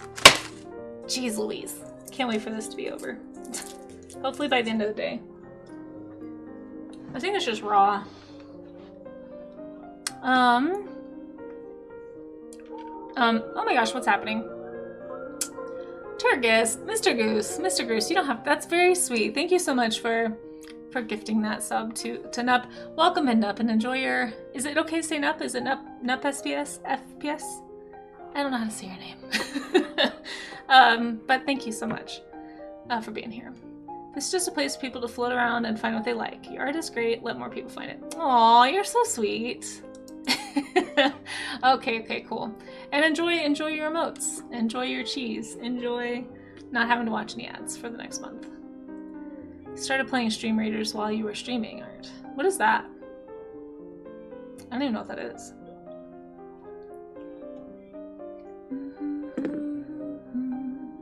That's not true, Maze. That's not true. I've seen you get raids. People stay around. I mean, that happens to me too, though, Maze. Like, that happens. That's just sometimes what a raid is. It's just you sending your viewers somewhere, and then you have to leave. I wouldn't take that personally. And I'm doing pretty well, Isol. I'm having some maybe possible allergy problems, question mark. But trying to get a cough drop going so I don't sound like a 80-year-old lady. I think I missed something in chat. Hold on. People are rating you because you're great, not for charity. Maybe.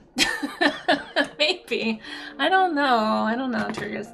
No, I know. You're not wrong. Ah, why do I keep doing that? It's definitely a me problem. It's definitely a me problem. But like that's what the inner voice is saying, right? And I know that that's a lot of people. That's not just special to me. A lot of people struggle with that. The good thing is you aren't having Oh, do I? I don't know, sometimes. Like, sometimes I'll get a really big raid and, like, half the people leave right away, and I think that that's pretty standard. I just try not to, honestly, I try not to look at the numbers, which, I keep them off, which is kind of part of why partner pushing kind of freaks me out a little bit, too. Because I don't want it to be about numbers. And you kind of have to make it about numbers to partner push, right? Because that's what Twitch is trying to make it about. I don't know. That's what I'm saying, though. If people want that, like, I'm flattered, and I will consider making it official if we hit an average of 60. I don't know, because I feel like making a jump from like 10 to 15 people more is a little more feasible than like me organically pulling 20 viewers and then trying to push for 75. Just feels like impossible. Because I feel like without raids, my viewership is like between 20 and 30. Your parents call you a warrior. Yeah, don't play Call of Duty. Exactly. Exactly. Yeah. I'm behind in chat. Hold on. Fun little strategy. I've never heard of it. Casing we talked. Yes. No. Turgus. Honestly, like for real, I had no idea how much I identified with this emote until I started using it constantly. I was like, oh wait, there is a tiny panicking Carnotaur inside of me. Drawing bugs to draw out the frog in your throat. Yeah, oh, that's a good idea. Yeah.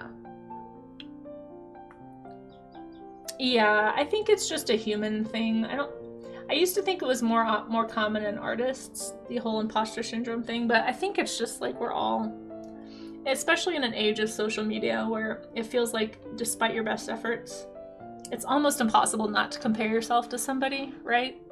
And so it's just really hard to not get sucked into that, like, I'm not good enough thinking.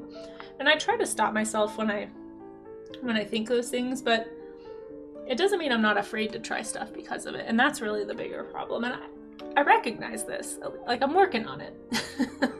Like I said, I feel like I've come a long way.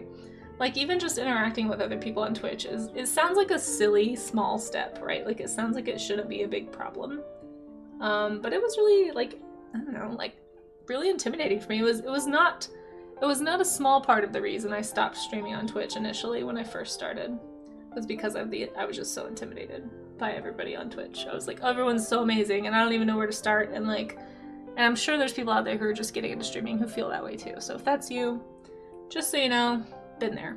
Like, I understand that weird feeling of being super intimidated by popping into a chat even to say hi. Like, it sounds like it should not be a big deal.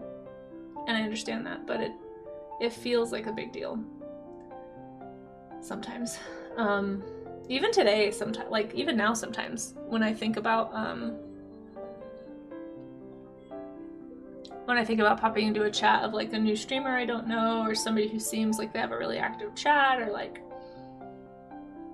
seems like a really, like, especially like a really big streamer, I just get, I don't know, it's intimidating. It's intimidating, and it shouldn't be, but it is, you know? If you just keep what you're doing. Maybe. That's honestly ideal, Isel, if I don't have to do anything. But Isel, thank you. You're very sweet. You guys are all very sweet. Please don't misunderstand. I do appreciate the support. It really does mean a lot. I think part of it is like an adjustment thing too. Because, like, for those who don't know, I've been trying to get into like the illustration scene and make it as an artist for almost 10 years now. I quit my teaching job a long time ago and left a stable career to pursue illustration, and it has been like years and years and years of basically what feels like beating my head against a wall and shouting into a void. And so you have to understand that, like, not only is it like just like personal perception issues that I've had my whole life about, you know, with self-worth or whatever, but like just the constant experience of feeling like nobody is interested in what I'm doing. It's really hard to suddenly switch that and feel like maybe that's not totally true. I don't know. It's still something my brain is wrestling with. But I am grateful. So, like, please don't get me wrong. Like, the time I've spent here on Twitch, oh, thanks, Centra. The time I've spent here on Twitch has been like literally like the most encouraging section of my art journey so far. So you guys are amazing, and you really do help just by hanging out and lurking. Like, outside of like viewer numbers or anything like that, I'm just appreciative that people are even want to be here and like hang out. And we'll see where this goes. Like, you know, I'd love to get into the industry still. I'd love to do stable work as an illustrator. I just have to figure out how to get my work in front of the right person. And by being here, by lurking or following me on socials, or just like sharing my art with people, like talking about, you know, pointing people in this direction on other streams or in other, like for raid suggestions, or like all of that just helps. It helps increase the odds that my work is going to get in front of the right eyes, you know? And that, more than anything, that means a lot to me, because that has been my goal since day one. Like, that's what I left a career in teaching for, is to figure out a way to get my work in front of somebody who might want to hire me. Sorry, I'm not getting emotional. I just have a scratchy throat right now, so hold on.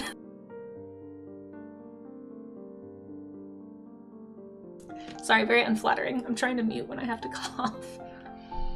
At the moment, your raids are organic. When you push, you'll get 10 times the raids. You think? Is that really how it works? Thank you, Scuda, for that lurk. See? Lurks are love, guys. Thank you to all the lurkers out there. And we are about to be in another ad break. Oh shoot, it's already 11. We're gonna look at your art too here in a little bit. Hold on. Hey Imka, how are you? We're gonna go into an ad break really fast, and then I'm gonna finish this ant drawing. And then anybody who has been drawing along, doing any kind of a study, as long as it's work safe and it's from reference or observation, like maybe you drew your cat laying on the couch next to you, or maybe you drew your shoe, or maybe you drew like a car that you've been wanting to study, or maybe you did figure studies. If you did any kind of a study, feel free to drop it in the art gym section of the Discord, and then we'll look at that on screen. And I will try not to have a frog in my throat the whole time. But there's the Discord link if anyone needs it. Let's see. I'm gonna go into the art gym and just check really fast and see if we have, usually we don't have anything that's like not work safe, but I just like to do a little check before we show it on screen. Everything looks great. So you guys have got a few more minutes. I'm gonna be drawing this ant after the ads, so I'll try and finish it now, and if I don't before the ads, we'll take a stretch break. I'll finish the ant, and then we'll look at your drawing. So if anyone's hanging out for that, we will get to that after the ads, just so that we don't have to get interrupted by ads. How long? Hey, and also Imka, if I didn't say hi, hello. I'm glad that you're able to come in. Were you streaming? I hope it went well.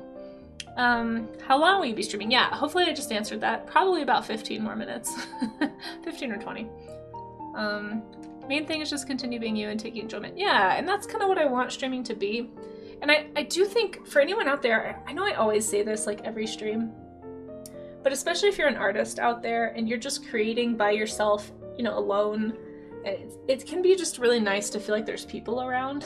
Like, honestly, just from a socializing standpoint, I think streaming is worth it. But even if you stream and you don't know anybody and you're just streaming into the void most of the time, it's just, you never know who's gonna stop by. And to me, there's like this saying that you hear a lot, like make your own luck.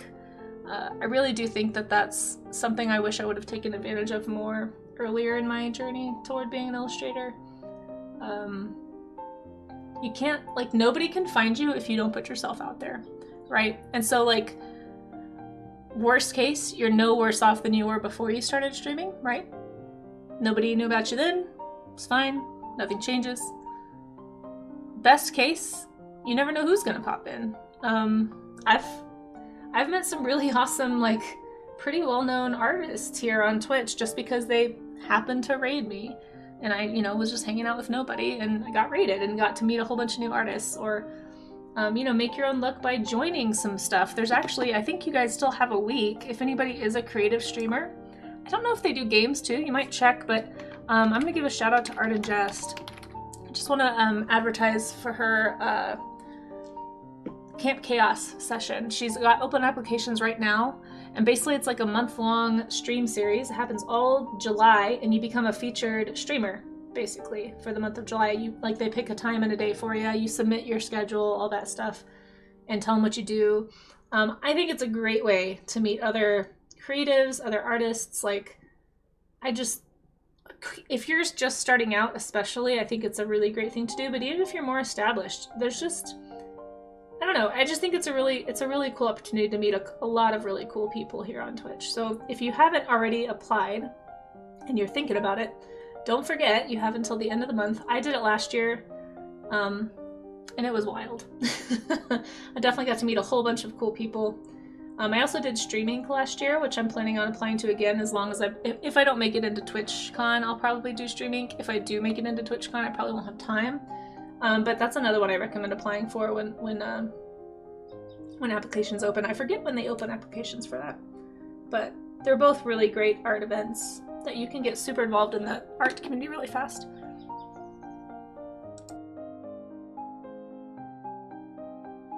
Guys, I need tea so bad. Well, thank you, Miss Art Rules. You've been streaming twice a week since 2016. Nice. I started streaming back then too, and then I stopped because I got discouraged. I'm nowhere near a partner. I'm so glad you know. Yeah, no, it's not worth it to make it about the numbers, definitely. And that's kind of what I'm afraid of a little bit too. Streamer friends help support each other. Yeah, that's true, Turius, that's true.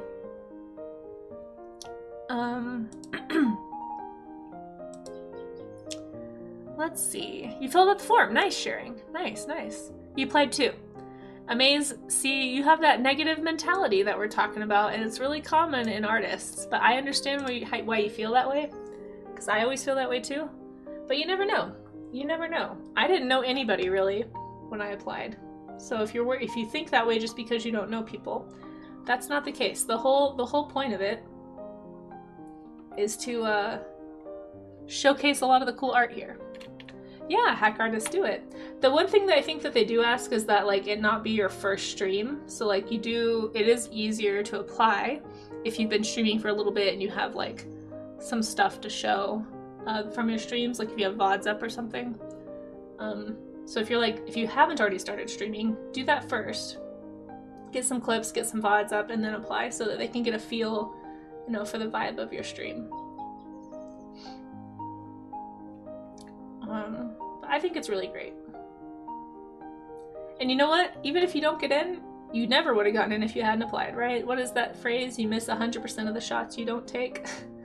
I'm definitely like needing to take that to heart myself. It says 3 months of streaming. Oh, okay. Yeah, they want it to be, I guess, people who kind of have figured out what their stream is about. But I mean, like Amaze, Sharing, you've both, I think, been streaming longer than that, so I think you'd be good applicants. Hey, we all do Amaze. That's not just you. So again, if you choose to take that as a read on your self-worth, I'm preaching to you as much as to myself, because I also need to take this to heart.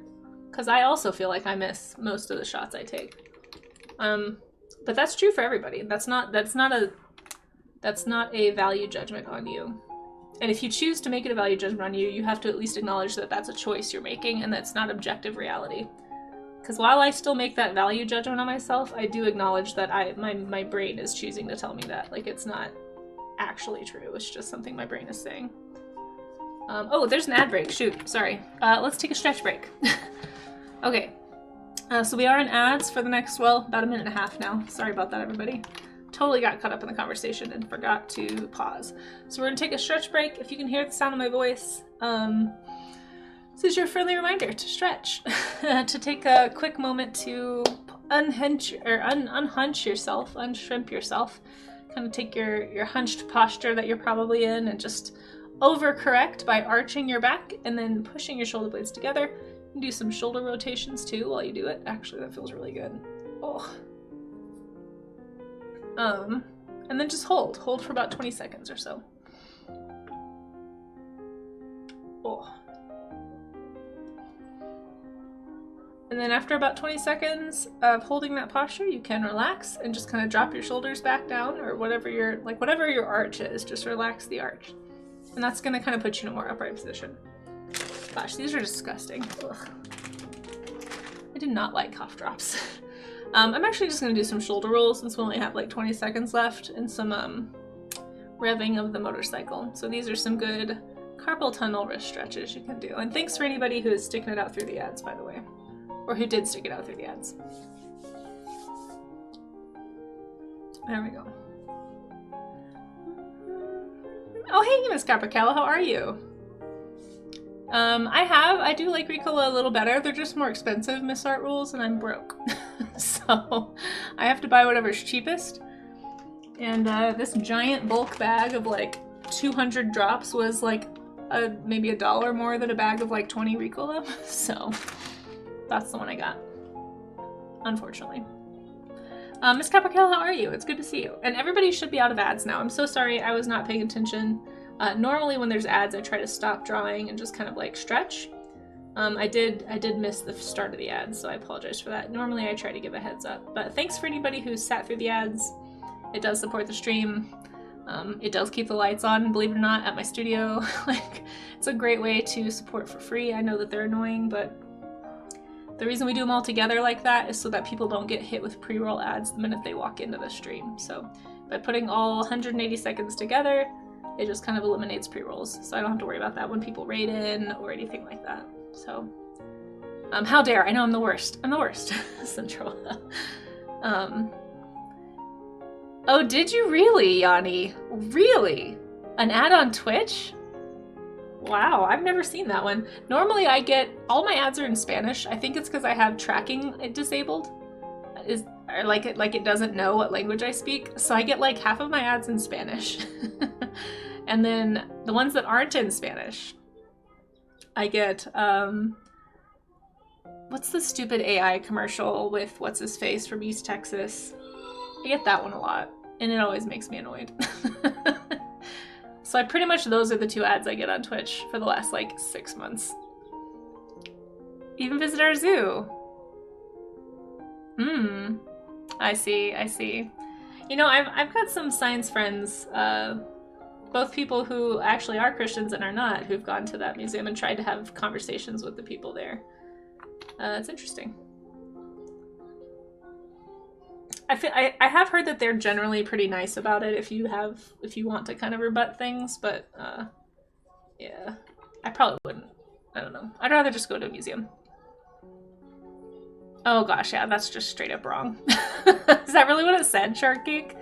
Yeah, that's a shame. It's a shame. It's a shame. I'm not going to get into why I feel that it's a shame, because I try to keep it pretty chill around here, but yeah, I'm shocked that they have that ad on Twitch, frankly.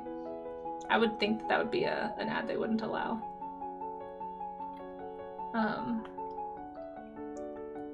You'd get arrested. Oh gosh. I don't have that strong. I mean, I have strong feelings about it, but yeah.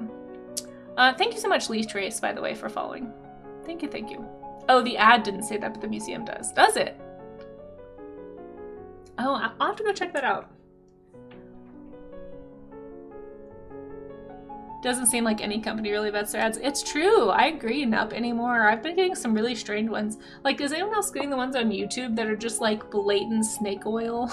Is anybody else getting those ads where it's like clearly a grifter trying to get you to like believe you have a health issue so that you can buy their supplement to fix your health issue? It's kind of crazy. I get those literally all the time. Like, that's pretty much the only ad I get on YouTube is a variant of that. It's like, don't exercise to lose weight. Don't eat healthy to lose weight. You need my supplement to lose weight. And it's like, this is just so obvious what you're doing. Like, I don't know. I just, it's frustrating.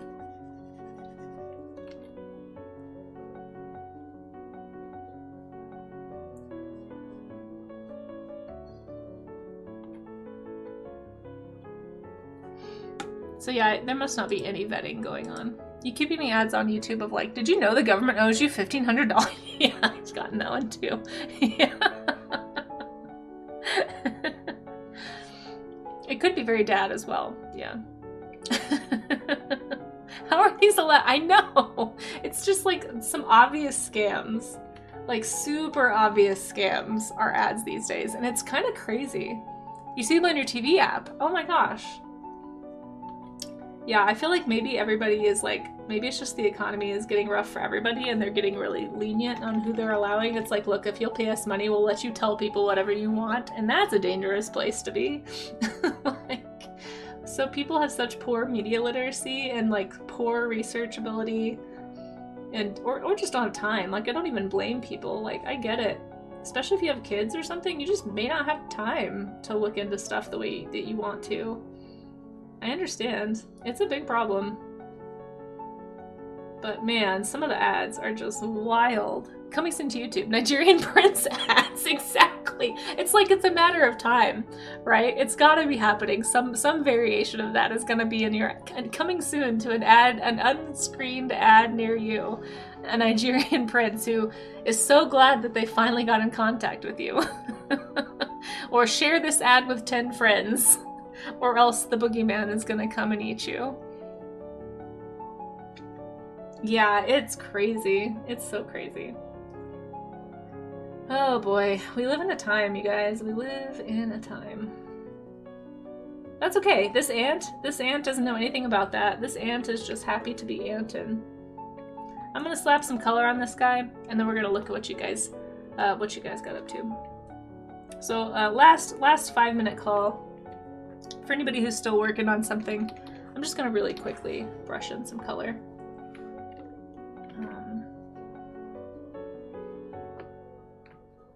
Just because I kind of like the translucency, and I want to think about that a little bit. Like, look at this nice orange backlighting going on in the hand here.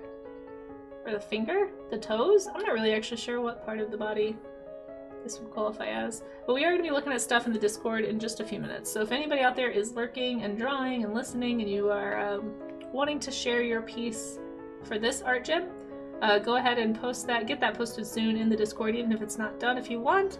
Although I always recommend just finishing it and then posting it whenever you're done, because we'll be looking at stuff at the end of tomorrow's stream too. So don't feel like you have to rush. I definitely want you to get what you need to out of your study. I want it to be useful for you. It shouldn't feel stressful. This is supposed to be like an accountability, like mutually beneficial co-working session. So don't rush to the point where it's not benefiting you, right? That's kind of your call. But yeah. Wish I could forget the crazy chainmail spam days. I had a couple of aunts who would send you every... Same though, Sharkeek. Same. Hey Hidalgo, OMGR. Yes, ants. Hi. How are you, Naya? Is it Nahia? Naya? I'm not sure how to say your name, but it's lovely to have you here.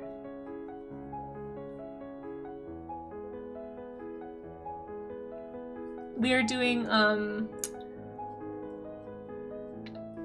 we are doing bug day today, so I just drew a beetle and an ant. I was gonna draw more, but we talked about a lot of things. A lot of very relevant things, and I got a little distracted. But that's okay. Still got some studies in. It's more studies than I would have drawn otherwise, so appreciate you guys being here and keeping me accountable to actually doing studies. It is very helpful of you. Yeah, we were talking about him earlier, Miss Art Rules. Yeah, I don't know if you were here and missed it, but mega congrats to Belinda and Lita. I'm sure they're going to be away from the interwebs for a few days, just enjoying family time. Is it a chapter ant? I actually don't know. I'm not sure what kind of ant this is. I just looked up ant photography and found this and thought it was a pretty picture of an ant. So here we are. I actually know nothing about it.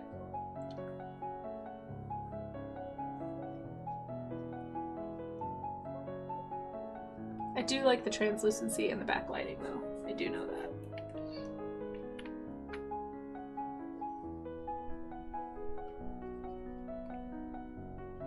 I can't see the bottoms of the road.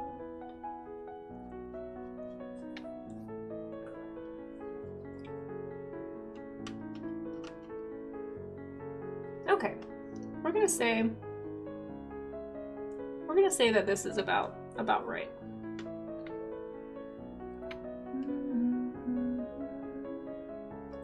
I also don't know if it's a carpenter ant. No, I'm sorry. I did not look up what type of ant. It's on my Pinterest if you want to go look at it. You can click at the link at the top, but I'm not sure. I just kind of picked a cool picture. I didn't do a ton of research. It's an Argentine ant. Oh, thank you, Turgus. Turgus is like the Google master today. Appreciate you.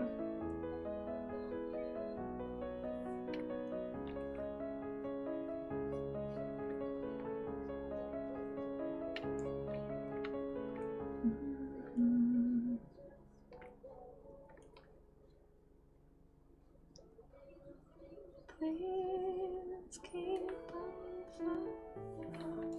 right, I'm gonna put a little shiny on the abdomen, and then we're gonna go look at what you guys got up to. So there's my little anti guy. Give him a little shine. Shine. Oh wait, that's not where the shine goes.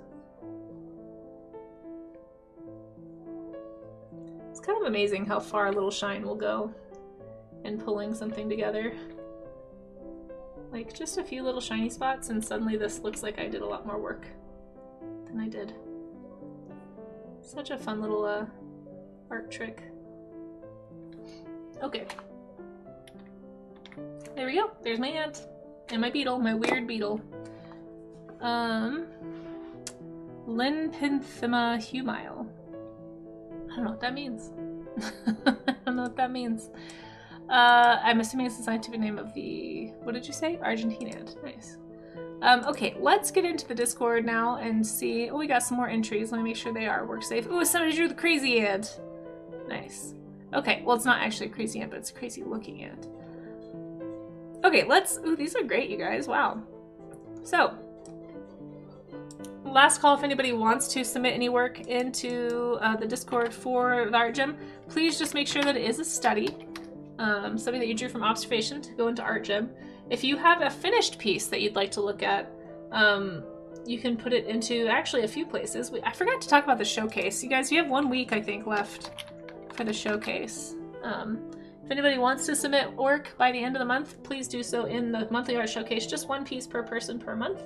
But we also have like an art channel, like Art Share. We have critique channel here. We have works in progress channel. So there's lots of places to share any art.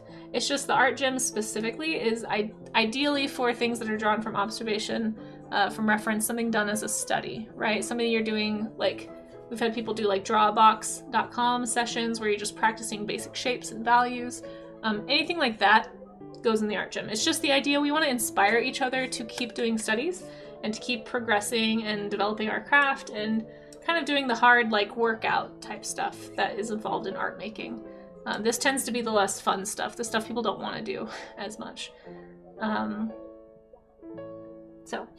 Basically the way it works is I will go down to the last thing that was shared, which is usually my pieces. I usually wait till the end to post mine just to give everybody a chance to get theirs in. And then that gives me like a line to stop at for the next time. So we're going to go below those and start looking at what's in here. And if you are a streamer and you do a study, feel free to let us know and we'll give you a shout out. First up is HDMZ doing some more, I presume, studies from life. HDMZ has been doing lots of looking around, breaking down the objects that they see into shapes.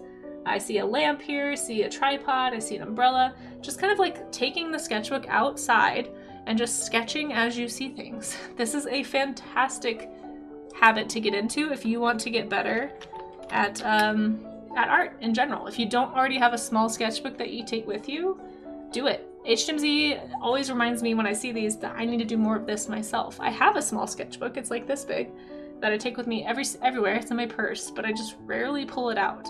And I really need to start pulling it out more and just filling it. Like, don't treat it like it's precious. Just fill it up and then start a new one when you finish. These are great. Thank you so much for sharing. Very inspiring stuff, HDMZ. And if you guys are not following HDMZ, make sure that you do.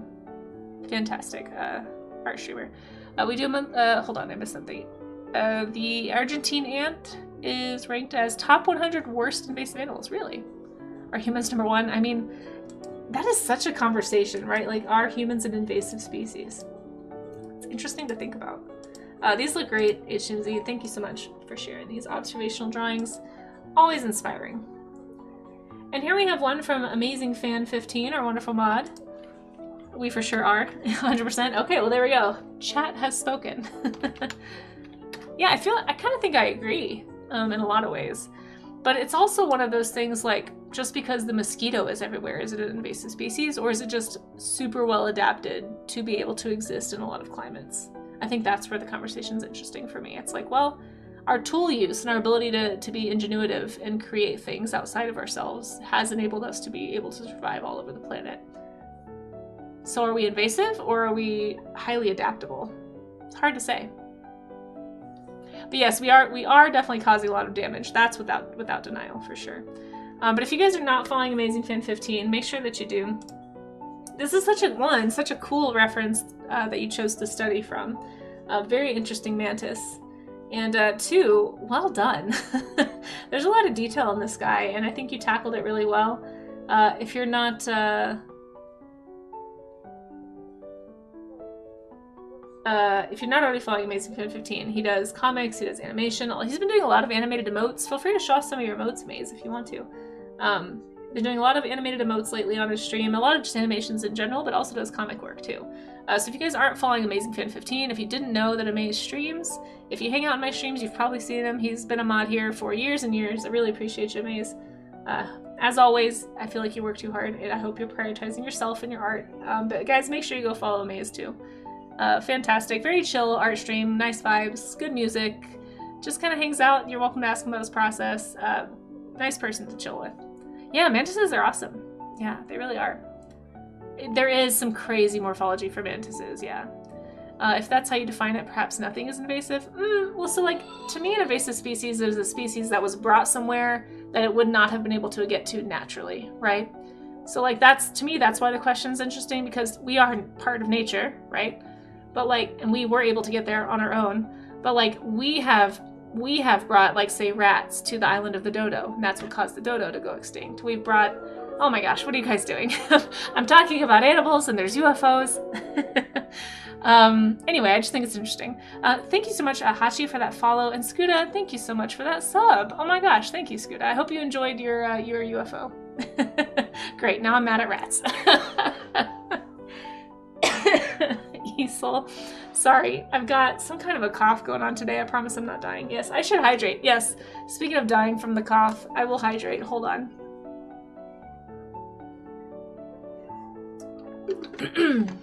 Yes, so that's true. That's true. If an animal... So that's the problem with invasive species, right? Is that when an animal... So what Turga says is when an animal or plant comes to an area where the other ecosystem, basically the animals and plants, have no defense, then it is invasive. So it's like pretty much everything in Australia, like camels, like predators in general in New Zealand, like it's an island that didn't have really predators. So like a lot of the native species did not evolve to like have natural defenses to anything. And so when like minks and stoats got over there, it just absolutely decimated tons of like land living parrots. But like we brought those, you know, like most of the invasive species that we know of are human introduced, right? It's a human problem. But whether or not humans are an invasive species, I think is a really interesting it's just interesting to think about, really. I'm not sure if there even is an answer. It's interesting to pontificate, yeah. It's subjective turn, depends. Yeah, no dying, I'm trying. Trying, not dying? Yeah. Anyway, these are great, Amaze. Sorry for like randomly dying and coughing while we're looking at your art. But fantastic stuff. Beautiful, beautiful reference. Great job drawing it. Clem, I'm not sure if you're in chat, but well done. I've been loving your contour drawings, Clem. If you guys weren't here last time we were looking at Clem's work, Clem has been doing these, like basically doing these studies, like using reference, but then drawing the contours from the reference that they're looking at. And this is a great practice if you struggle to think about what you're drawing as a three-dimensional object. It's really great practice in general, just to remind yourself that what you're drawing is three-dimensional. But if you fall into the copying instead of studying habit, forcing yourself to do some contour drawings like this, very, very, very, very, very, very, very helpful. Highly recommend, because it's going to make you remember that what you're looking at is like a cylinder shape or a rectangle, or it's like or a cube, I should say, or a sphere. It's gonna, like, I mean, look at the structure that you can see in this beetle because of it, right? Like, it feels three-dimensional because Clem has spent all this time thinking about the three dimensions as they're drawing. So if you're not somebody who often, if you're not somebody who often like does clay sculpting, right? So I highly recommend picking up sculpting for this reason too, even if you don't actually sculpt anything finished, just to like familiarize yourself with thinking in the third dimension. It's going to impact your drawing. And thank you, Scudo, for that giant cheese. There's a lionfish derby coming up soon. You forgot about it. Oh my gosh. Lionfish are, don't get me started on invasive lionfish in Florida, especially. It's so cool what so many divers are doing there. Like they've almost gotten rid of the lionfish population, or at least they've severely decreased it in Florida from what it was even like a decade ago. It's not until May. That's really cool though. You guys, I love animals. If you haven't figured it out, we talk about animals a lot here. Thank you, Nash, for that follow. I super appreciate that. Let's see. Hey, Mayor of Canada. Drawing looks like character Zorak from the TV show Space Ghost. Oh my gosh, I forgot about Space Ghost. Clem, I don't know if you're in chat, but if you are, thank you so much for sharing. And if you watch this later, awesome work. Really appreciate you drawing with us. It's always super fun to watch. Yeah, I think it does depend on your definition for sure. But these look great. Somebody reacted with ear, eyes, and nose. That's so funny. These are fantastic. I love them. You're doing a great job, Clam. I hope you keep it up. Glad you got to join in during a bank holiday. That's awesome. Here we have one from Miss Art Rules, a lovely butterfly. Lovely little study in watercolor even. This is something I really want to do more of. I'm hoping that I can start streaming art gems from the studio again soon, because I need to get over there sooner. But I also I really want to break out some more of my traditional media, especially if we're going to do another plein air session. I've got to get better with like watercolor or gouache or something, so that if we go outside and do more plein air observational studies, that I will actually know what I'm doing. Because I feel like for the last plein air, I just bumbled the whole time. If anyone wants to see that, by the way, we do have a channel points goal for that, if anyone's interested. You can find it if you click the bits of cheese down by the chat. You watch those reels? Yeah, the diver that hunts. I see those too. He's not the only one either. Yeah, there's like a whole efforts of divers who do this, and they go and they spear lionfish, and like you can eat them, and it's pretty cool. Yeah, blue morpho. I was gonna ask you if it was a blue morpho. They are very pretty butterflies. Great job here. Love it. Good job.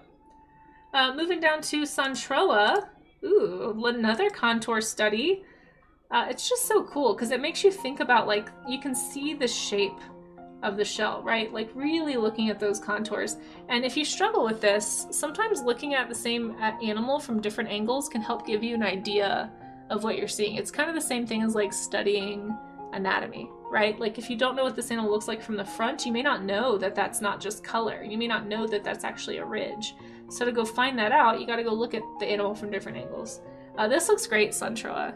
I think Suntroa is still in chat. Suntroa actually also streams here on Twitch. So if you guys aren't following Suntroa, fantastic new art streamer. Highly recommend. I like how you did like the various types of studies. Like you have this very simplified, like almost chibified study version, and you're kind of like going into detail here. But this looks fantastic, Suntroa. Well done. Yeah, the pincers are really cool. Now, what kind of beetle is this? Is this a rhinoceros beetle? Or is it, I always get it confused with the other one with the big face clippers. Thanks for popping in the chat, Lee Trace. It's good to have you. Hope you're doing well. Rhinoceros beetle. Yeah, okay. I get them confused with the Atlas beetle. Or the Hercules beetle. I think it might be the Hercules. One of them looks similar, but it's not a rhinoceros beetle. I always get them mixed up. I think I've even had to draw all of them for. Oh my gosh, I can't pick. There we go. I've had to draw all of them, I think, for Draw Me an Animal, and I still can't keep them straight. Oh, we have another blue morpho from Miss Art Rules. Very, very pretty. Another watercolor study. Lovely job. Thank you for sharing these with us. I appreciate it. Beautiful work, as always. Makes me want to do watercolor when I see people working in watercolor or any traditional media, really. Always inspires me. A Hercules beetle. Oh no! Yanni, why? Why would you do this? Okay, alright, we'll pause here. Let me do a quick Draw Me an Animal. More morphos, yep. We have to do Draw Me an Animal really fast, and then we'll get back. I want to give everybody the same amount of time. So, you're helping. No, you're not, because I don't know what it is. I don't know. Okay, Hercules beetle, shoot. I can't remember if it's the one that has the claw like this, or if that's the Atlas beetle, and if the Hercules beetle is this way. I can't remember. And it could both be wrong, honestly. Okay, I'm gonna say, okay, so Hercules beetle, for anyone who hasn't been here for a Draw Me an Animal, this is just a fun little 5 to 10 minute detour we take sometimes. And it can be redeemed every half hour with channel points. You can get channel points by following or lurking, or you know the drill. So Hercules beetle. Man, can you guys see that? I think I'm gonna go with think I'm gonna go with the one that it's like this, I think. And it's got like the horizontal face or something. I don't know. I don't remember.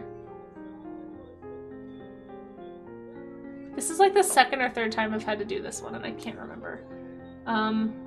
Since we just looked at beetles, though, I can kind of think about like all the leg shapes that we were just drawing, and so maybe I can at least give it legs that look like beetles. But shoot, yeah, I don't know. So I've got 5 minutes to draw it. Feel free to look it up on your own, chat, if you'd like to. Wait, those are grasshopper legs. What am I doing? Feel free to look up on your own, and if you'd like to just kind of laugh as I probably get it wrong here. Give his little eye there. So it's not this one. Is it this? Shoot. I don't remember. I guess I'll just do this. It's like the one, I'll just do the one that's got like a weird jaw. Like that, I guess. And it's got like a smaller one down here, maybe? It like looks like a lobster, I think. Claw on its face. I can't remember. I don't know. And then we're gonna learn about it together here in a second. I'm gonna color it in. I've got like 2 minutes left because I've just sat here going, I don't know, over and over, which is not helpful to anyone. Let me get like a reddish brown, maybe. For an answer to appear, watch what people pass.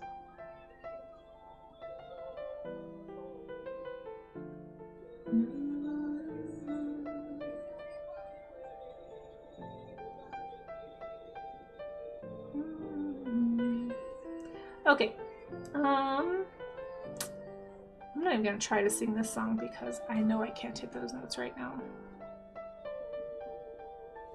Okay, doke.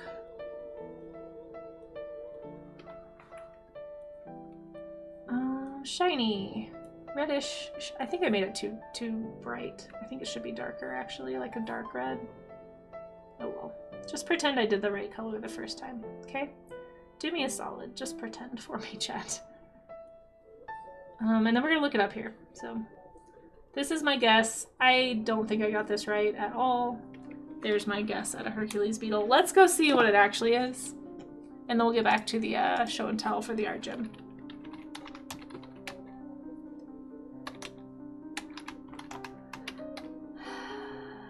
Oh my gosh, I kind of got it. Well, okay. So I got the shape wrong. But it does have the big jaw thing. I just got the shape of the jaw wrong. See, I started to draw one that looked more like that, but then I got worried it was a rhinoceros beetle. I can't keep these straight, guys, but this is what it's supposed to look like. And I always get it confused with the rhinoceros beetle because it has those slender kind of rhino-looking horn things. But like it opens its face. Do you see this? Look at it. It's got like a big claw face. It's got a big hand face. I don't know. It's kind of cool. But see here, it looks more like a rhinoceros beetle to me. They're so crazy. Okay. Oh, I could always draw a female. That would be better, maybe. You mean to tell me you drew an amazing beetle? Just I don't know about amazing, Ox. Yeah, I mean, so that's the game. So the game is me trying to guess based on like what I think I remember about the animal or based on the name and try and get as close as I can to it. So I'm gonna give myself like I'm gonna say 70%. I didn't quite get the shape of the like hand face claw thing, but I got the mechanism. Like I knew what the mechanism was. I just didn't get the shape right. So I'm gonna say like, but the shape is pretty drastically different than this. Cause like, what's the other one? Is it the Atlas beetle? Is that the other one I was thinking of? Yes. I get these so confused. They look so similar to the rhinoceros beetle. And so I get them, this also isn't the one I thought it was though. I thought there was a different one. Anyway, I get them all confused. So, it's a species of rhinoceros beetle. Oh, so it's a type of rhino beetle. Oh, that explains why they all look the same. Native to southern Mexico, Central America, South America, and the Lesser Antilles. Antilles? Huh, a group of islands in the Caribbean. Huh, did not know about those. It's the longest extant species of beetle. Oh, wow. It is pretty long looking. And it flies. This is a very cool beetle, to be honest. It does look like one. Well, apparently it is a... Yeah, it looks like... I always think they're Triceratops beetles. When I was a kid, I'm pretty... Oh, shoot. I'm pretty sure I called them Triceratops beetles because I thought they looked like Triceratops dinosaurs. I gotta close some windows because everything is, like, crashing, so hold on. There we go. Yeah, my Firefox is not pleased right now. It's like, what are you doing? Stop it. There we go. Atlas looks like a Triceratops. Yeah, it does. There's one that's like a sideways claw face. Instead of this way, it's this way. It's like a type of scarab beetle. Because I think they're all scarab beetles. Yeah, Scarabiformia. You guys, I'm gonna crash my computer trying to answer this question. They have that like scarab beetle body shape, but then they have these crazy heads. Yeah, here's the Hercules beetle. I'll probably forget by the next time it comes up. You know what I'm just gonna do next time this comes up? I'm just gonna draw females. Because they all look like this. And I'll get it right if I do females instead of males. But I get it wrong every time I do the males because I can't keep their face shapes straight. There's just so much variety. But they are very, very cool. Ooh, there's the larva. That's terrifying. I should scroll by that so people don't freak out. But if you want to freak out, here's a link to the Wikipedia. I think they're very cool. I just don't know. It's highly sexually dimorphic, obviously. So for those who don't know, sexual dimorphism is when your males and your females look really different. Case in point. Oh, thank you, Ox. I appreciate that. There's a link to the Hercules beetle if anybody wants to read more about it. Yeah, we were talking about a meteor shower tonight, Nerd. You'd be proud of us. Also, hi, Nerduino. How are you? You guys should all make sure you follow Nerduino if you want to know real stuff about space. Definitely not like whatever I shared, which may or may not have been true. Let's get back to the Draw Me the Animal show and tell. We're toward the end of it here. Got the next one coming from Hack Artist. Bit of Lyrid action. Yeah, we were talking about the Lyrids. That was our good news. Somebody redeemed good news. We have a good news redeem on the channel now because I'm tired of bad news all the time and I need some positivity. So I added that recently, and the news that we shared today was that there's a really good chance of seeing a meteor shower tonight and tomorrow, it sounds like. So I take it you're going to be watching some of that on your stream or talking about it. Here, just to get ahead of it, you guys should go follow Nerduino if you aren't already, if you like space and you like hearing about space. Make sure you're following Nerduino. Real former NASA scientist here on Twitch, just talking space, talking science with everybody. It's super fun. It's a greater stag beetle. Oh, is that the one I'm thinking of? Beats would know. Hold on, let's look up the greater stag beetle and see if that's the one I'm thinking of. Yes, this is the one I'm thinking of. Thank you, Beats, of course. Here's the one I get it confused with. I always think in my head that this is a Atlas beetle or a Hercules beetle. But it's got the sideways pincers. Yeah. Intense looking little guys. Look at that. What a dramatic pose. Incredible. Thank you, Beats, for that. I appreciate you knowing so much about bugs. Let's see. You're saving a book by the account Upworthy. Upworthy! Oh, nice. Good people for times when I need good stuff. That's awesome. I think I remember Upworthy. So much light pollution here, but lucky to see any, but we'll keep an eye on the all-sky camera. Nice. I need to, maybe I'll try and go out in the mountains. I'm not too, like I'm kind of in the mountains already, so it wouldn't be a very far drive for me to get kind of into a less light polluted area. But, I don't know. Maybe I'll try to do that tonight or tomorrow. Hack Artist, if you're still here, this is fantastic. I love that. What was this called again? That was like the doorhead ant? I think was what it was. This was a crazy ant that I just learned about today. The doorhead ant, you guys. Look it up. It's incredible.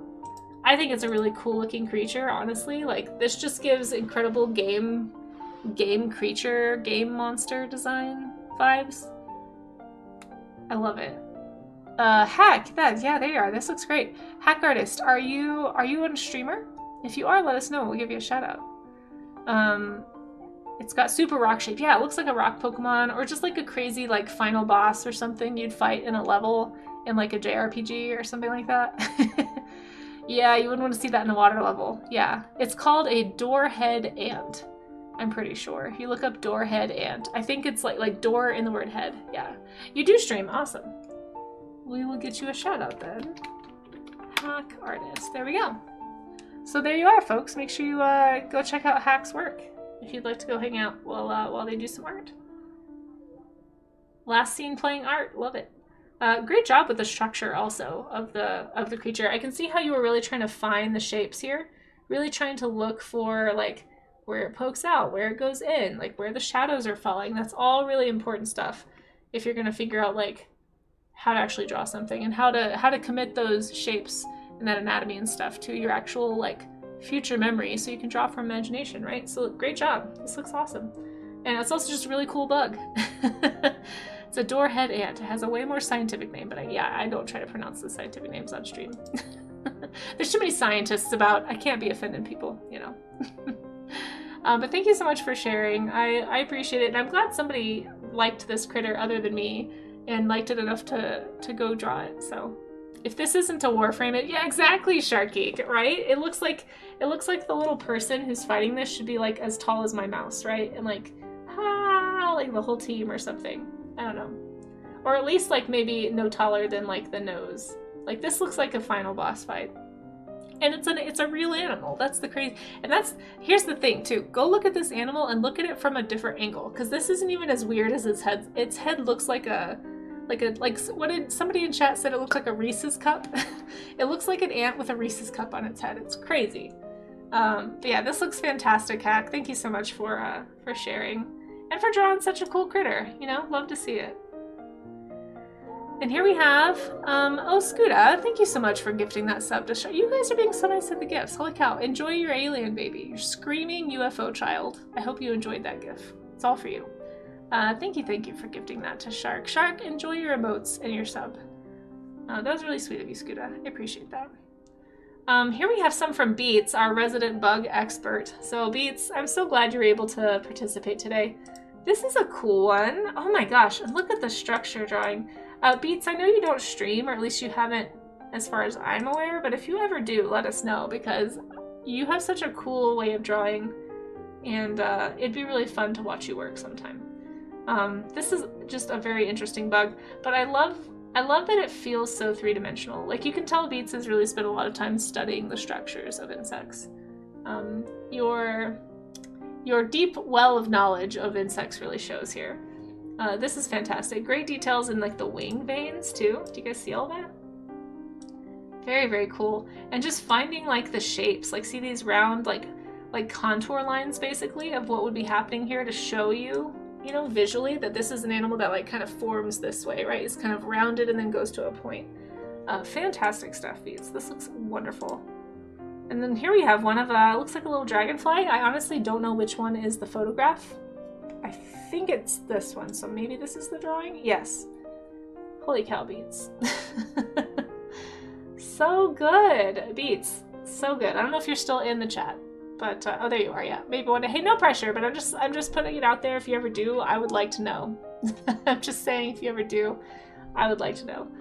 This is fantastic, though. Thank you so much for sharing these studies. You have such a way of bringing these little tiny, like, I feel like anytime you do like these little micro worlds, like little insects and things, you just make them look so fascinating. I mean, they are fascinating, but I can feel your appreciation for the micro world so strongly in your work. Some kind of a damselfly, okay. You did a great job. Especially picking something that has like some blurring, like that's next level there, Beats. Fantastic job, as always. I don't know if we have a dragonfly. Dragonfly? No. We don't have one. We have butterflies. How about bug? Nope, we don't have bugs either. Well, here, I'll just use ladybug. Boink. Even though it's not a ladybug. These look fantastic. Thank you for everybody for sharing your studies with us today. Bug. We'll do a green bug for this one. They look great. Everybody did a great job. So what I'm going to do is I'm going to share mine at the bottom. So I think I got everyone's. Just make sure I didn't miss. I'm going to copy and paste my studies here at smaller resolution. Just because. And then that way we can just start below these for tomorrow. So tomorrow's studies, before we raid out, let me just go check. Make sure I know what we're doing tomorrow for anybody who's a planner. Here we go. That's the nice thing about drawing with a line. Oh wait, hold on. Let's move it even lower. Maybe we can get it into one shot. Heck yeah. Let's see. I'm gonna post this in the Discord. If anybody wants to join the Discord, by the way, !Discord will get you there, and you can post your studies in the art gym. So here's mine from today. We'll have to do more bugs. Maybe I'll do more specific bugs sometime. Like maybe we can do like a grasshoppers bug day or a cricket bug day or something. Let me know if there's any bugs in specific that you guys would like to study, and we can absolutely try and make that happen. But I am... Oops, I closed it. Shoot, hold on. I'm not good at streaming. One sec. Oh gosh. You would think after a year, but you would be wrong. You would be wrong if you would assume that I would know how to stream. There it is. So if you go into the Discord, there's a stream schedule section. You can see what my schedule is. So let me just pull that up really fast and we'll take a peek here on stream. So tomorrow, we're going to be doing storms. Tomorrow is Earth Day. So I thought it'd be fun to do like an environmental piece. We've done landscapes before, we've done waterscapes, skyscapes, but we haven't focused specifically on storms. So I thought that might be kind of fun. Maybe some like big thunderheads, some lightning effects would be fun to study, some tornado stuff, maybe some like hurricane winds, although those are really hard to draw, probably. Yeah, storms, snowstorms, blizzards, all kinds of things that could fall under that. The leg, antenna tangent, yeah, it's hard sometimes with photography too. Yeah, so we're doing storms tomorrow. Don't forget we're having a special stream on the 27th. It's not on this image, but it is in the stream schedule. I'll make an announcement at some point today to remind everybody. We're going to be playing hopefully through the rest of Dordogne on the 27th, which is a watercolor art game. So if you guys want to come hang out for any of that stuff, but I'll be back on this afternoon at 4 p.m. Okay, so if you just got here, don't worry, I'll be back. We'll be back later from my studio. Hopefully I'll be streaming from the studio for all my streams in the near future, or at least most of them. But right now I still don't really trust my studio, you guys. For those who've been here for a while, you know we were having like a ton of issues the last month.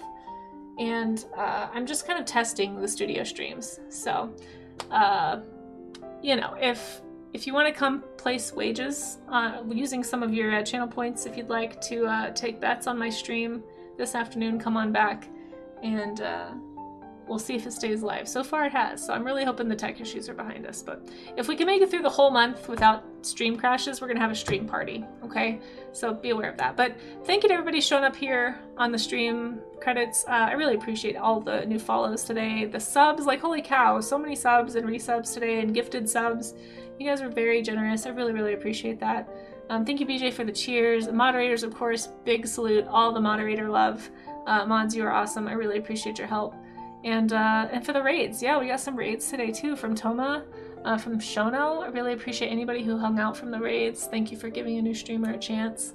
It makes my day. And of course, all of the patrons. If anybody wants to be a patron, there's my Patreon. I think it's anybody above the tip tier. So there's like a $2 tip tier, and then anyone above that, your name goes on the list if you'd like to have your name in the credits. If you want to tip there and you just don't want your name, you can also just tell me, and I'll make sure your name's not on the list. But we are going to find someone to raid into. I usually raid into WorkSafe, kind of like art streamers typically. Oh shoot, I just crashed everything. Here, let me save Krita and close that. Hopefully we're still live. Sorry, my computer's gonna make a noise. It's not your computer, it's my computer. There we go. Let's try that again. Raid. There we are. But yeah, thank everybody for lurking too, seriously. As Pyro always says, lurks are love. I appreciate that. We're gonna find somebody we haven't rated recently.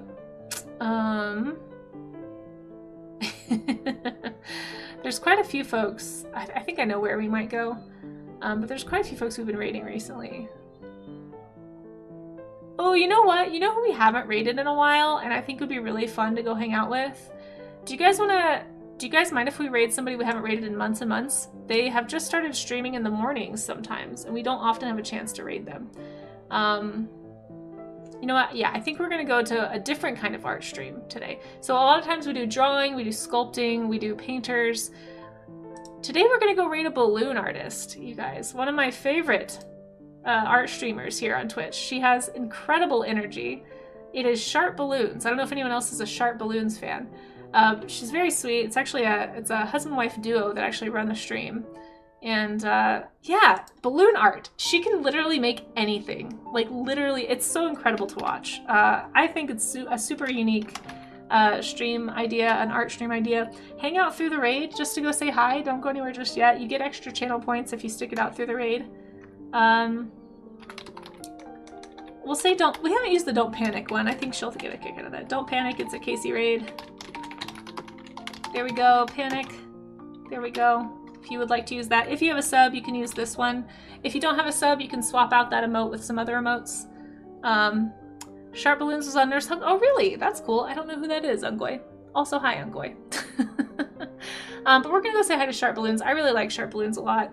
If you want to hang out with me in between streams, you can hang out in the Discord. I'll be back on at 4 p.m. Mountain Time, so just in about 4 hours from the studio.